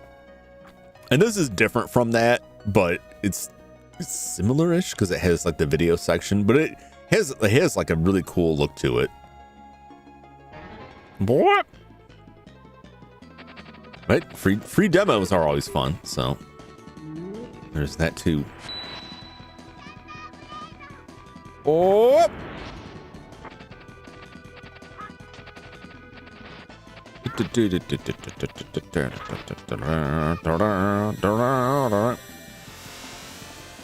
Signalis. Oh yeah, Signalis was really good. I like the different endings of Signalis and how it leaves it open, like what is actually going on here? What would you consider a good ending in that scenario, or where things go? Soundtrack was great in that game. I will say I enjoyed playing it, but it has like a couple. These aren't really like big marks against it. It has a couple like simple tricks that once you learn make the playthrough a lot less stressful in subsequent playthroughs. One of the big ones was every time you walk into a room, there's almost always like the item that you came there for, like the fuse you need or the tape you came to get or whatever. The item you need will be in the back end of the room, the furthest from the entrance. But right by the entrance will be something that you won't need, but you could use, like some ammo or a weapon, something along those lines. And the trick is that you walk into a room and the first thing you see is a box of bullets and you think, I gotta grab that. And now that takes up a spot in your limited inventory. And then you take 2 steps further in the room and there's the key item you need, which you no longer have room for. So now you have to navigate back to a locker to drop off your stuff to make room in the inventory. And once you know that, it's like you walk in a room and see a box of bullets and go, now I'm going to go further in. And that happens a lot in that game. And once you kind of see through it, it's like the inventory management becomes much less of an issue, which is a good thing. But man, I love the enemy designs in that were really cool. The story was really cool, like the twists it had.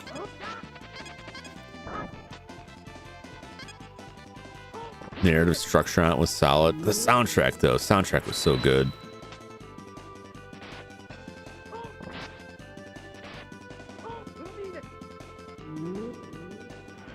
Good music will like make or break a lot of games for me.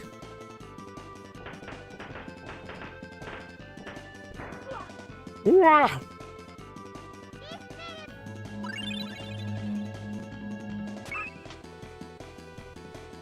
I don't know why she's casting Dispel. We don't have anything on us.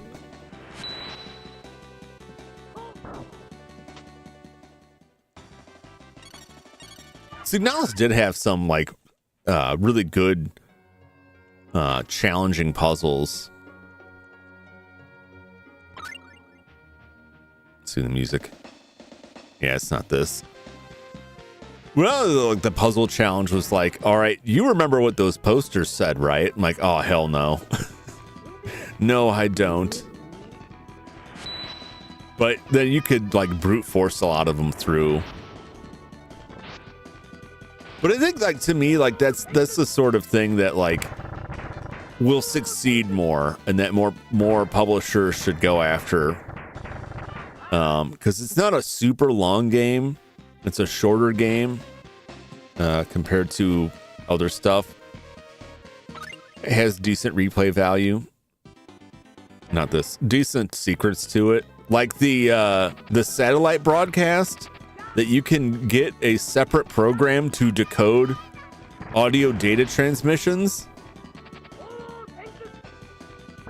In order to get like one of the endings of the game, you have to go to specific sections in the map and tune the radio to a certain frequency, and you get what sounds like static that is actually images being sent via audio transmission.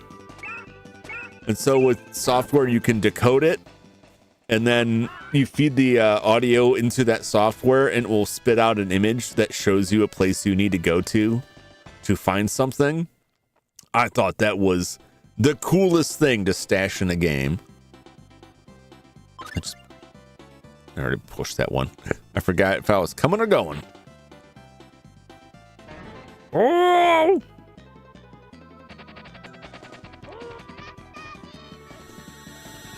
Rack him, crack him. Now I'm gonna go over there and bust them with my Phoenix. Oh, actually, I don't know. The fire might not hurt them. Oh, they are immune to fire.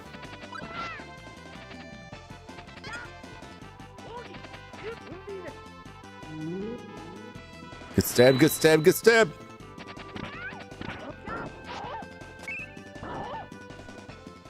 Yes! Bust them up. Destroy them. Right, it was a dope concept. Unfortunately, because I felt they could have done more. Yeah.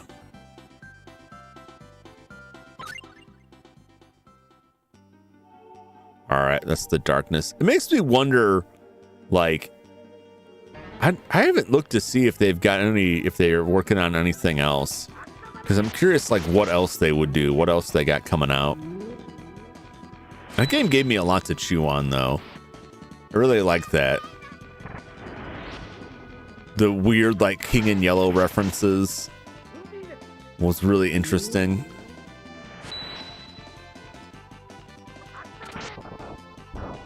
Yeah! Can't believe Arch's fireball is finally connected with somebody. She usually, like, shoots it at the wrong time or the wrong person. She finally blew someone up with the fireball. All right, I gotta stop all the stabbing because I'm running out of tech points here.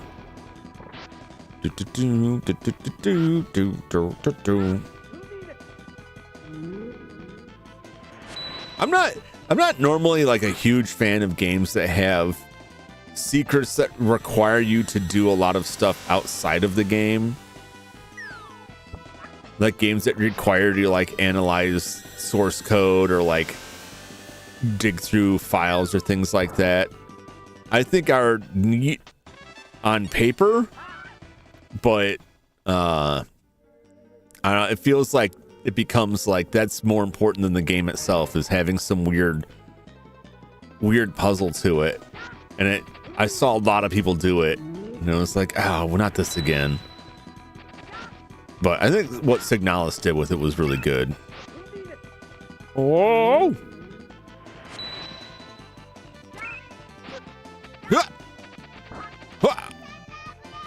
Oh man, this guy's coming in for the jump attack there. He got me. Yeah! 1-2 punch.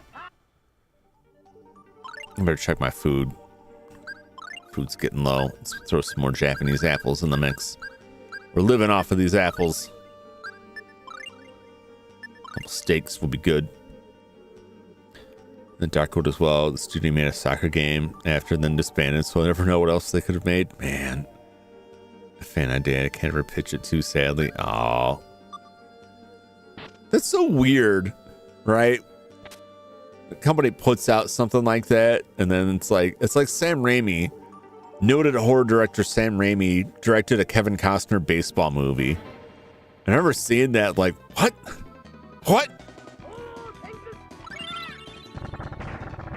I'm sure, like, you know, maybe he just really liked baseball. It was just so out of place. It was so strange. Or like what happened to Camelot Soft. Camelot Soft did Golden Sun. It's Golden Sun, right? I always want to say Dark Sun, which is the D&D campaign setting.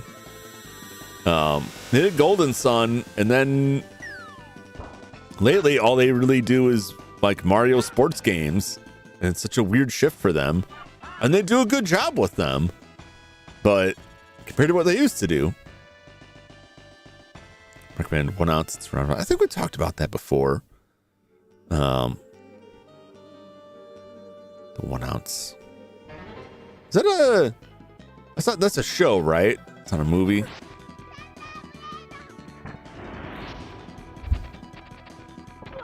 Oh man, this guy got me good. Jeez. Thank you. This guy's hitting me hard. No mercy on that dude. Get him! Get these corpses out of here.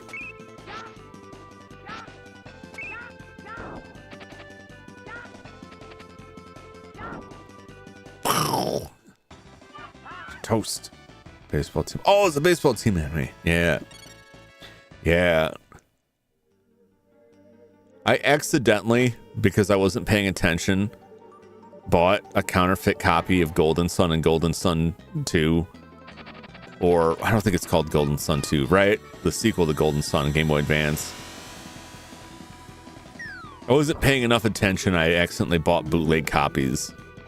And I was really pissed off when I got them and opened them up, and I'm like, these are bootlegs. I want this. I got them real cheap, suspiciously cheap, which should have been my first clue. Really should have been my second clue. The first clue should have been when the description clearly listed them as bootlegs or reproductions. I'm sorry, reproductions. And I didn't catch it. I was just like, oh, these are cheap. What a deal. I can't be that upset. I didn't pay a ton for them, like far less than they're worth. I just thought I had scored a great deal. So then I had to go back and find another copy, which wasn't difficult, which does aggravate me, which is a lot of retro game collecting that I'd like just want to play the game. And I get locked into this like, oh, this is a really valuable game because it's very rare. Like there's 300 copies for sale on eBay right now. You can't tell me this is rare. Turn around.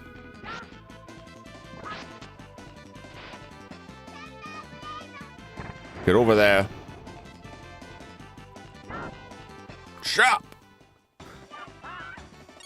The 1 ounce. I'm gonna see where that's on. I looked at that before. Would have added it to my queue somewhere. The scales of justice. Only at. Health is okay. Still got the jet boots. I mean, we're moving fast. I don't know how much that helps me. Plane travels mantle.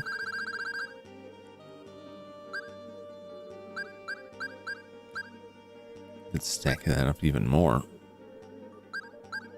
I don't know what we're going to come up against is the thing. Well, we should have a save point. Whatever we reach, we should... Usually the game gives us a save point before we get too nuts. Before like a boss battle. It's usually decent enough to do that. Get him!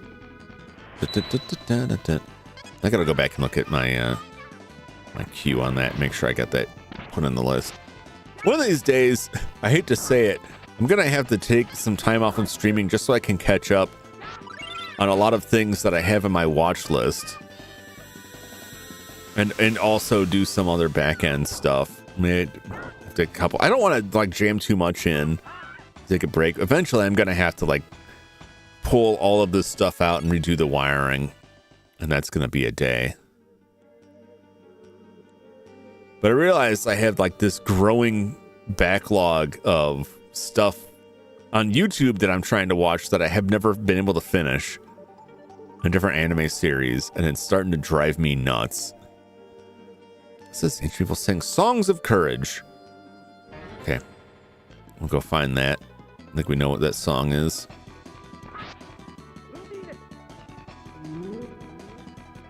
Trying to avoid using Kless's skills so that he can recover his tech points before a big battle. It just means the fights take a little bit longer, but it's not too much. Get stabbed!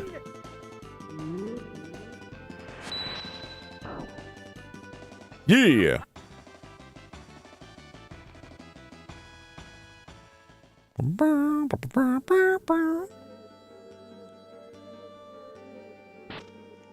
Treasure? Treasure. Resist ring. How many resist rings do I have now? Is the question. Because I've gotten a lot of these resist rings. Just out of this dungeon.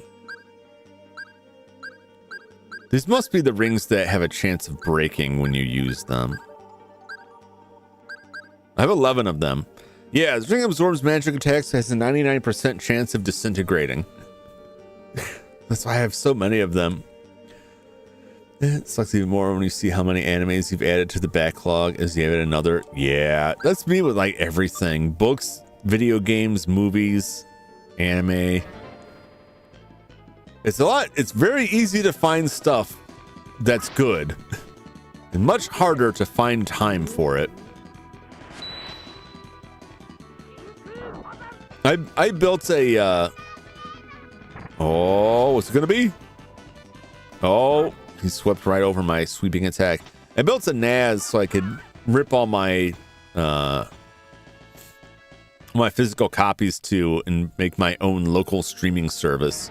And I really love the setup, but I spent so much time working on it. Like way more time getting it all set up and maintaining it and getting things titled and set properly. Like way more time than I have to actually watch anything on it.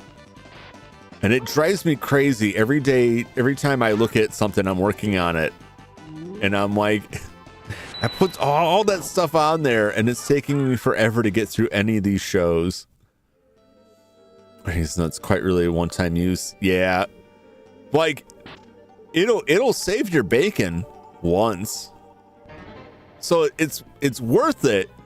However, if things are extreme and you know you're going into an extreme fight and it's like basically whoever strikes first is gonna live, it's worth it. However, you can't change out your equipment once a fight has begun. Once you're in the fight, you can't swap equipment around. At least I don't believe I can. Yeah. And that makes it tough. Because you could find yourself like this. This happened to me with Kless, where Kless has a weapon that has an element on it, and then I end up in a fight with enemies that absorb that element. So basically, they're healed by every hit of it. Well, now I have to get through the rest of that fight somehow. Not this song. With Kless not being able to do anything because his every attack heals the enemy. I have to wait till the fight's over to change it out. Magic, Clarth. Okay.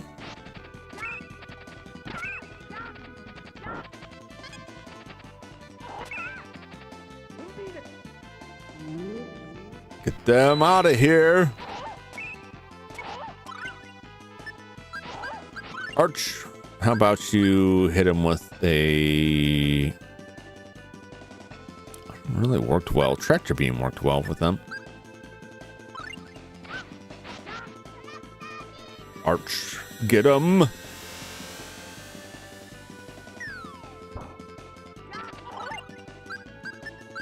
Clarth, what are you doing, man? Just give him the Maxwell. Oh, never mind.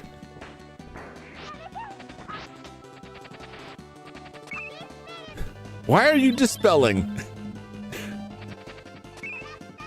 We don't have any... Nobody's cast anything on us. What are you dispelling? You're very confused. Quit it!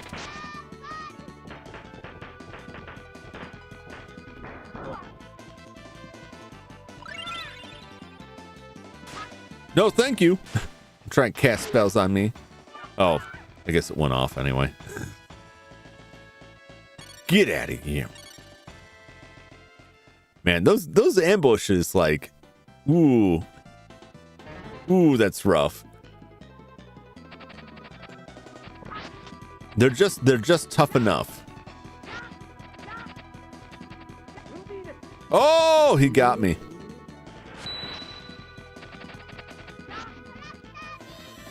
Get him.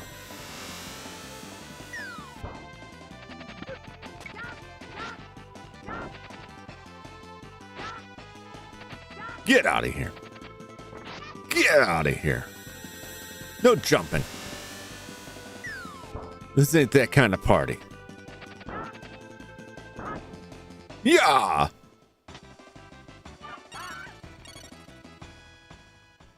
So many weapons. Oh!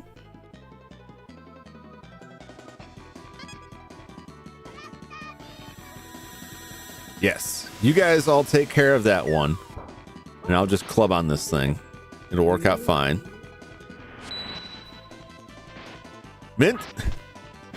Is Mint gonna go like punch that other golem? It seems like that's where she's headed. Don't worry, I'll take care of this. Proceeds to get crushed.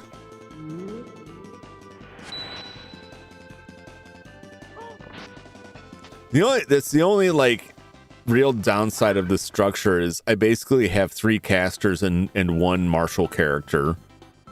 There's like 1 character who can actually wear armor and take a couple of hits, and then everybody else is just kind of like they're just paper.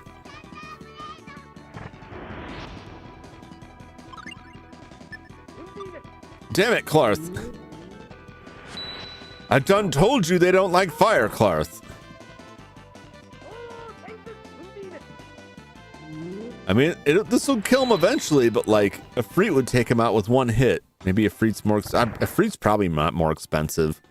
He's done this to me before, where it's not about the cost. He just picks random spells and decides, that's what I'll do.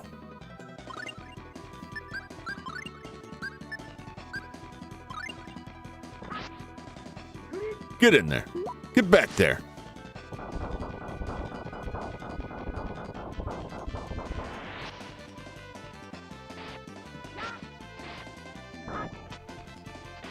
Maybe I'm wrong.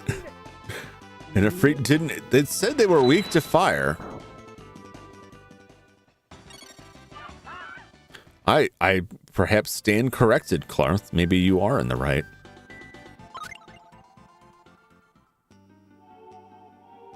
No, not this one. I forgot which one it was. The celebration is what they wanted. Huh!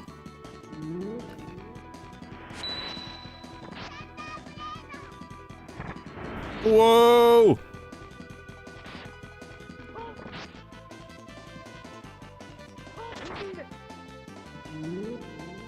Yeah! Toast. Nice. More resist ring.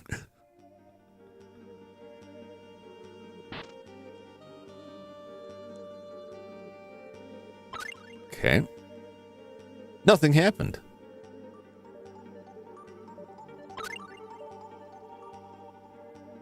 Really?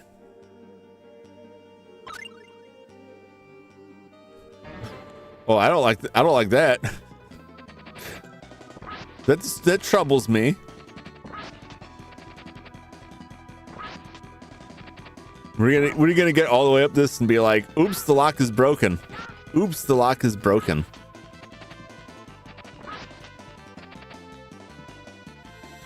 I'm not gonna leave. I'm gonna check around this room some more.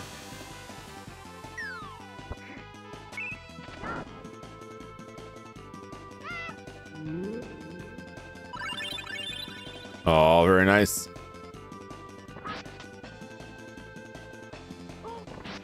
Do something. Do something, sucker. Alright, I guess we'll just explode. Even the enemy mages are like, I don't know. Okay. I guess we're leaving.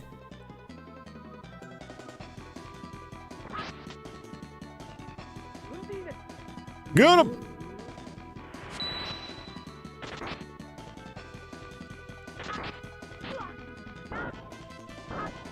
Yeah!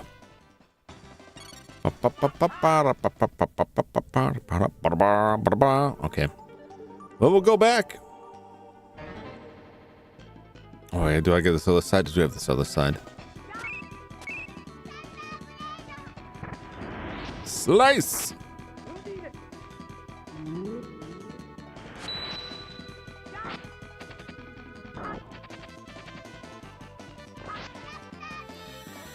Beat it! Oh!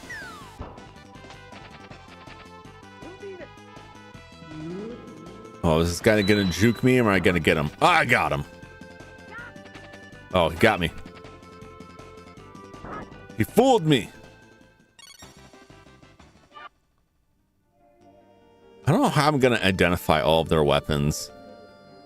Those rune bottles aren't cheap. Nope. Yep. Get him.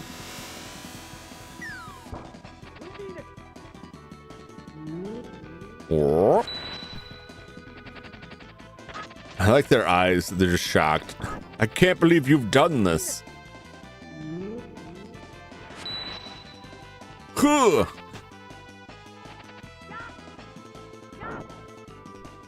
Thank you for standing there, waiting for this. Beautiful. Okay, so this isn't it.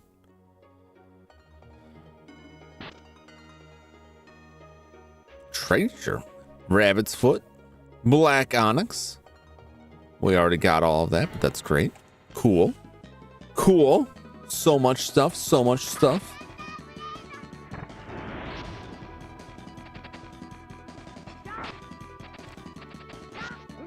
Get.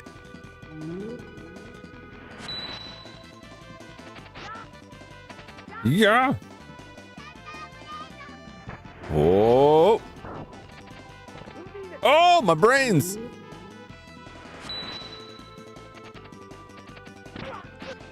Oh, Kless, wake up. Thank you. Kless was getting stun-locked there. He's just getting his brains chopped out by that man. Treasure. Now we're leaving. Beautiful.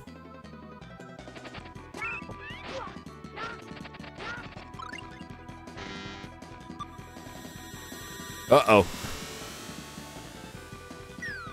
We just gotta keep moving our way forward here.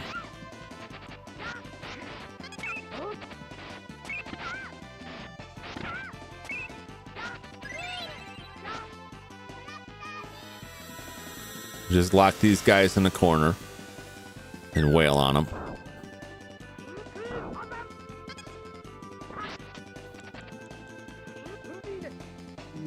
Oh, is he gonna get chopped? Or am I gonna miss him? Oh, I got him. Ha ha, you fool. Beautiful.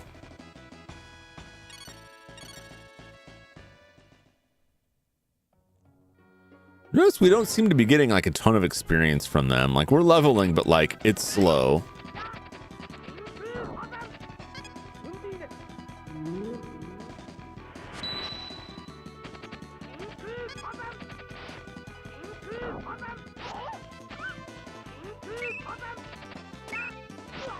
How dare you block my ultimate attack?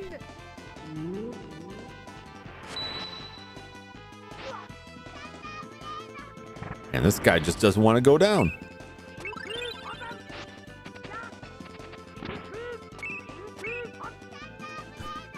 I'm wasting a lot of tech points on this guy here. Oh no! Oh! Get out of here. Thank you, Mint. Thank you for healing me.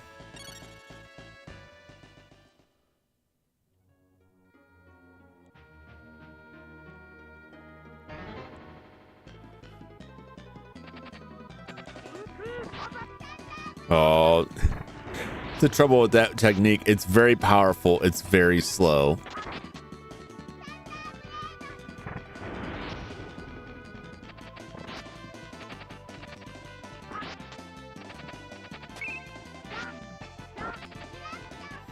Eruption! I don't think that'll hurt the brigand. Brigands seem to not take much elemental damage. In fact, they may not take any, because I know when I hit elemental weapons, it seemed like I couldn't damage them at all. But they do take Undine, so I think it's just specific elements. Tractor beam's not elemental. That's just gravity. It's just the weight of their own skulls crushing their own skulls. It's a beautiful thing. Treasure. Rune bottle.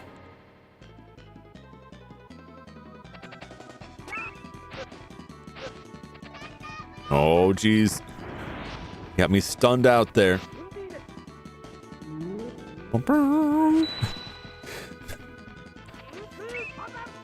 Where else you find the ring again and it's worth it conditionally? Well, I found so many of them, and you can buy them too. I have over 11 of them on hand right now. It's just not.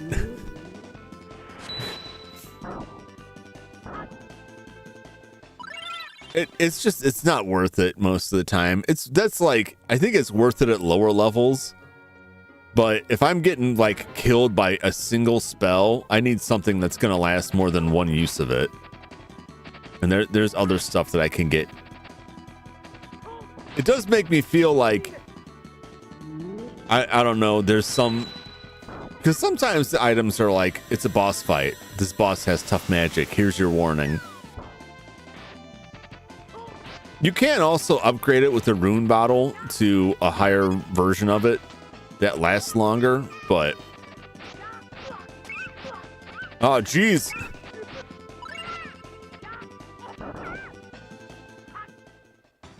Nice going, Clarth. Beat him to death with a book. Sorry, I blipped out of existence again. Oh, it's fine. It's fine.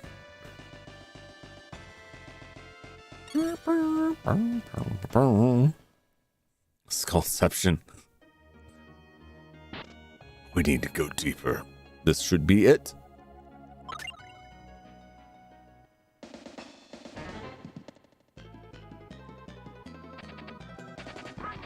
All right.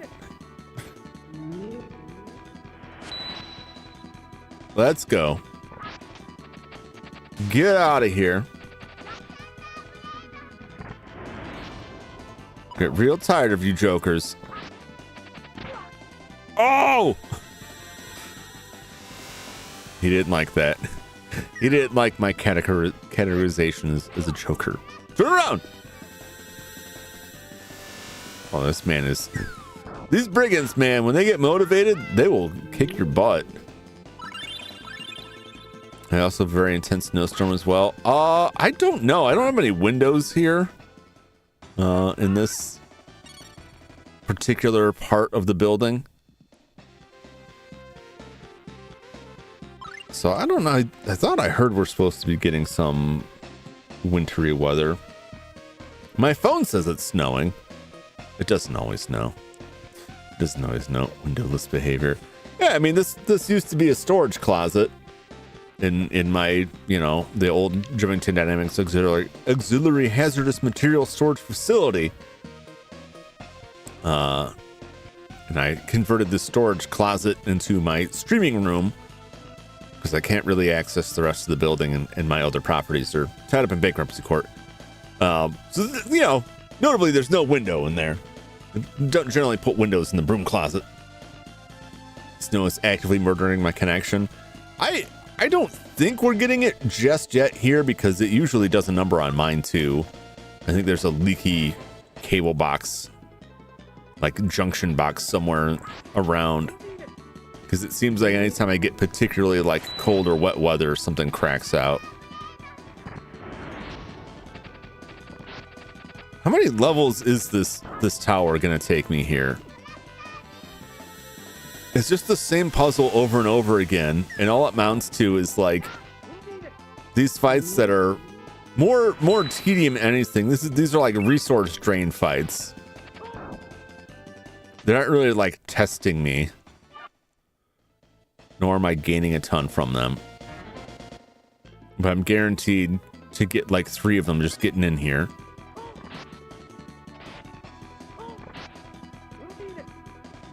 Blast it.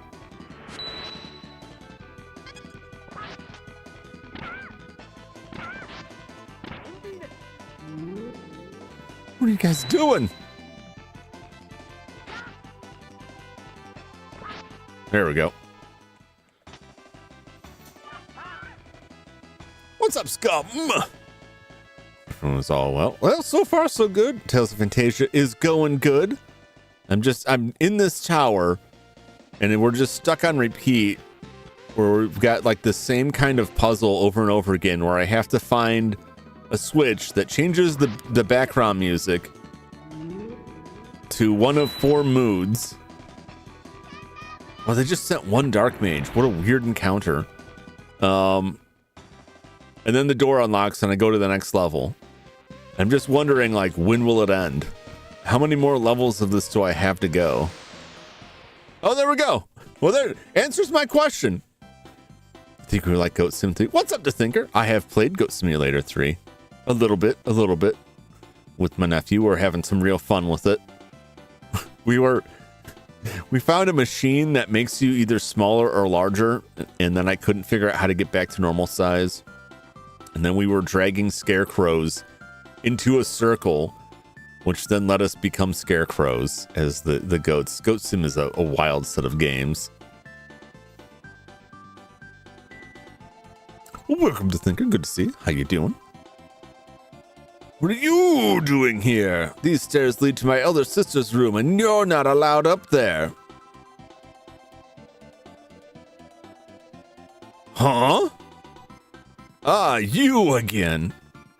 Hey, you're that little insect that stole from us in Midgard, aren't you? I am not an insect.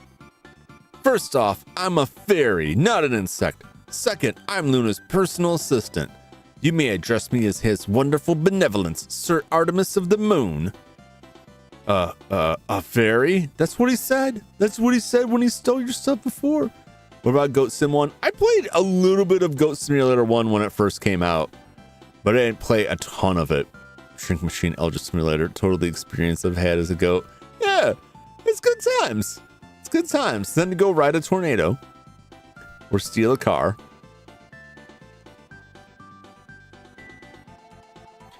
Are fairies just, well, fairy tales? I thought that all the fairies were killed in the ancient war of Ragnarok. Amazing that any survived. We fairies aren't as easy to get rid of as you pesky humans might think. Regardless, there's no way I'm letting you through this door. Oh, give it up, Artemis. No, no, no! What did I tell you before? What now? What did I tell you? How are you supposed to address me? Oh, fine. Your wonderful benevolence, Sir Artemis of the Moon. Please, there must be some way you will allow us to pass. Tell you what, if Toot's over there, yeah, you with the pink hair, you've got to kiss someone. How about laying a nice big sloppy one on the blonde guy? This translation, man.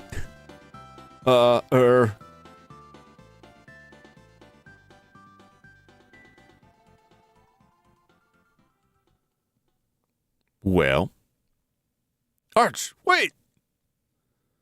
We've got to, if we're ever going to get to see Luna. Come on. Besides, it'll be fun. Kless is not into it. No! Damn. That's so sadly you can't drive and go sim 1. No, that's true. That is a welcome addition on the third one. Artemis, stop it. Yeah, Mint is staking her claim. Yes, ma'am. Who is that? Artemis, give something to them in return for all the trouble you've caused them. You're a mage of sorts, right? This should be right up your alley. It's a book of spells. Arch learned Ray. Like Ray Charles? Like Stingray? What kind of Ray are we talking about here? Luna will be waiting upstairs for you. See you around, suckers. Do we get the crust back? You know, something about that little jerk. Something in his eyes just looked really sad. I didn't think about it before. He may very well be the last living fairy. That'd be enough to make anyone sad. Wow, man, that's really grim. That's incredibly grim. Like, hey, look at this guy, he's a real jerk. But also, his story is incredibly tragic and sad.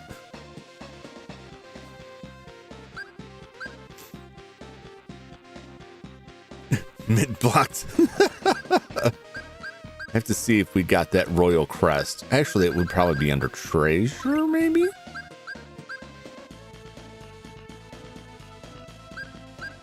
I don't know.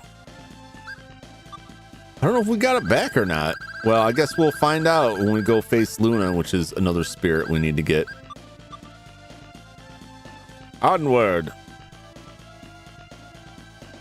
They didn't give us a save point here. That troubles me. Hopefully this boss doesn't murder us all. I am the Queen of the Moon, but you may call me Luna. I apologize if Artemis troubled you. Don't worry about it. We came to retrieve Alphinista's royal crest. Maybe you have it back. Of course. How forgetful of me. All right, so we didn't get it back before. We got it back now. Okay. We got it. Thank you, Luna. We've taken it upon ourselves to defeat Taos, and I'd like to request a contract with you in order to help us do so. If you want to test us in battle, I don't care how monstrous an opponent you're facing. I'd rather not fight. Oh, well, that's kind of a relief to me, but it kind of sucks because I could use more power, but at least I don't have to worry about dying at a boss without a save point. Although I probably am going to have to walk all the way through this damn thing again. One of Sailor Moon's past lives, or future lives. Time works in mysterious ways. But it seems these days there is no alternative. Very well, you have my full support. Really? Then you will grant me a contract? Thank you, Queen Luna. Then let's do it. Stand back. Artemis, I have to go now. You'll just have to get along without me for a while.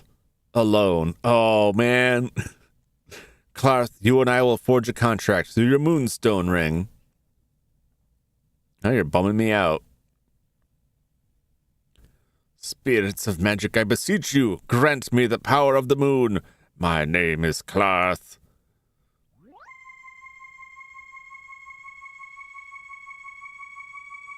Ooh. Now he's just gotta drink that spirit up. Clarth gained the ability to summon the Moon Queen Luna. Now I have gathered them all. Is there any treasure in here? All right. Luna, my only sister. Now I really am alone. Well, that kind of blows. All right. Now I just got to run for it. Oh, God. Now I have to battle my way through several screens to reach the bottom of the tower to leave. Yes, sir. Whoop. Oh, geez. Every one of these screens is going to have an encounter. Oh, not the ambush. Oh! Oh, he's summoning Luma. It just says laser. She's got a sash that says laser. That's hilarious. She just raised a death beam down. That's so funny.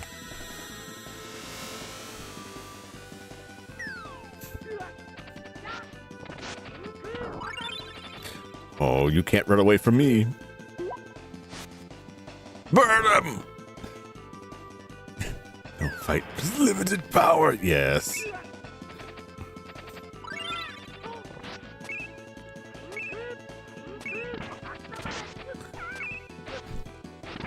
Oh no.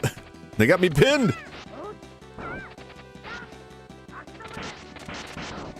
Kaboom! Yeesh. Their ambushes are so brutal.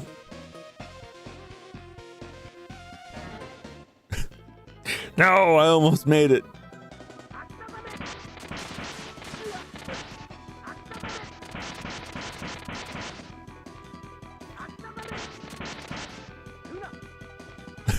Here comes the laser again. That's so funny. I love that one so much. It's so crazy because, like, we're in a medieval fantasy setting. The moon spirit shoots laser beams and has a sash that just says laser, and the earth spirit launches nuclear missiles. Oh! Ray is awesome. I'm sorry, I joked about it. That spell is great. It's just a bunch of rays.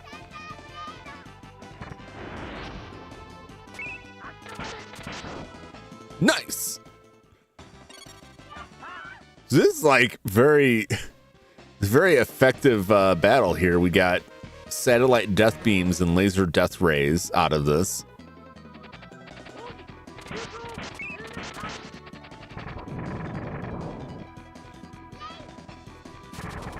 Zap!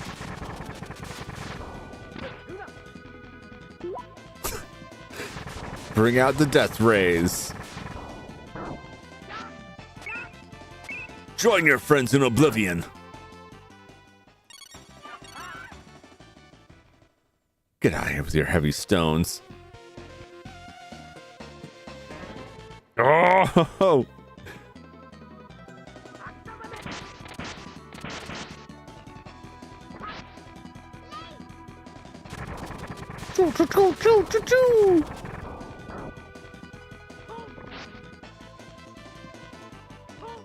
I wonder if the ray spell counts as a specific element, and if so, what element? Beautiful. Soundtrack in this game is so good. Yeah, they did a really good job with it.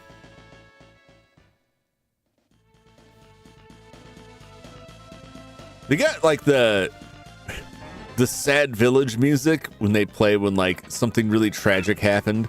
Like, initially it plays when you return to your home village and find everyone's been killed. And it sounds a lot like a Morricone track. Like, it's really well done, considering the limitations of the Super Nintendo. Like, they really made good on it. Who shoots the Eggman base laser beams? Intercontinental ballistic no missiles. Yes. We got the whole sci-fi arsenal.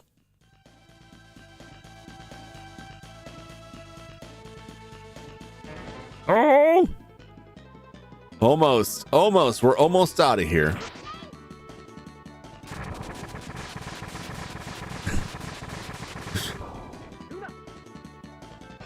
Man, these guys really love their new laser toys.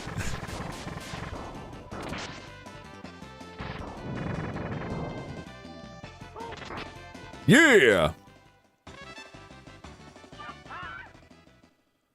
Get some last scraps of levels before we exit this place for good.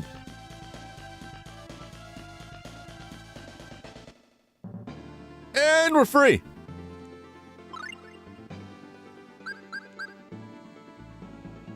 And need to fill in the food bag here.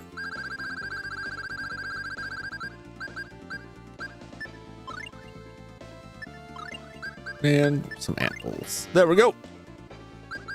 All right. Well, we conquered the tower. We escaped the maze. We conquered the tower. It doesn't seem like much. We were just...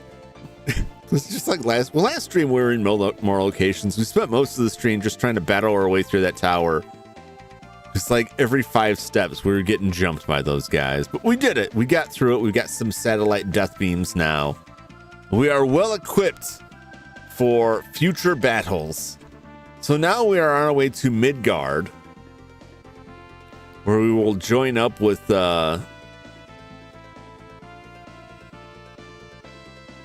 Morrison?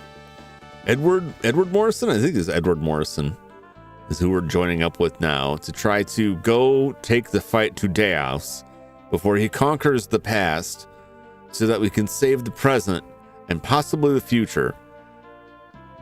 So coming up on what may be a big turning point, or it may just be, I don't know, nothing, another ride around the countryside.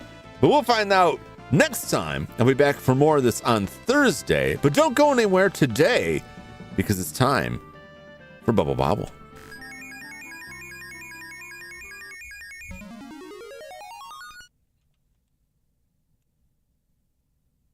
There we go.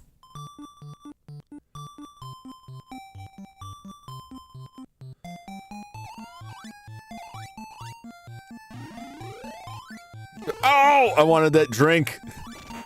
I wanted the drink. They got me. I just got to get one of those. Oh, jeez. Okay, it's fine. That drink was not what I needed, it turns out.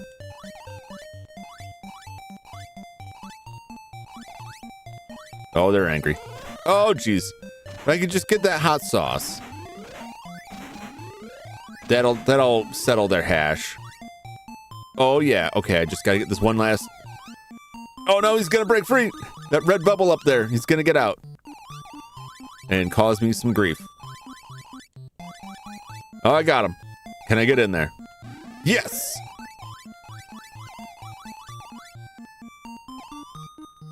Oh, I can't get that last tomato.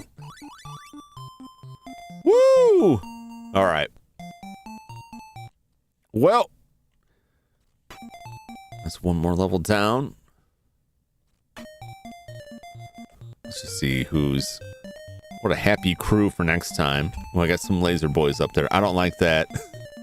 They're gonna be shooting me. I gotta race over to the side there to try and loop back from the bottom to the top so that I don't get laser sorted through my skull by these guys. All right. Well, that'll do it for tonight for me. I will be back tomorrow night for some Blender practice. We'll be doing some 3D modeling in Blender. I got a couple things I want to work on, so we'll see what we can get done. I'll be back again on Thursday for more Tales of Phantasia, and then of course on Sunday for the Sunday grind and whatever else may come up, collab wise or otherwise on the weekend. I don't have any specific plans for Friday or Saturday, but you never know. Let me take a look and see if there's somebody around that I can direct you to this evening.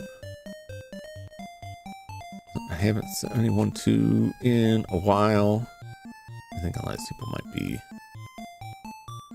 out at the moment. My page is not loading. My browser's not wanting to go. Well, I don't have anything for you, unfortunately. Anyway, thank you so much for tuning in. Thanks for hanging out with me. Hope you enjoyed some Tales of Phantasia. And hope to see you again on the next one. Until that time, so long, everybody. Bye-bye.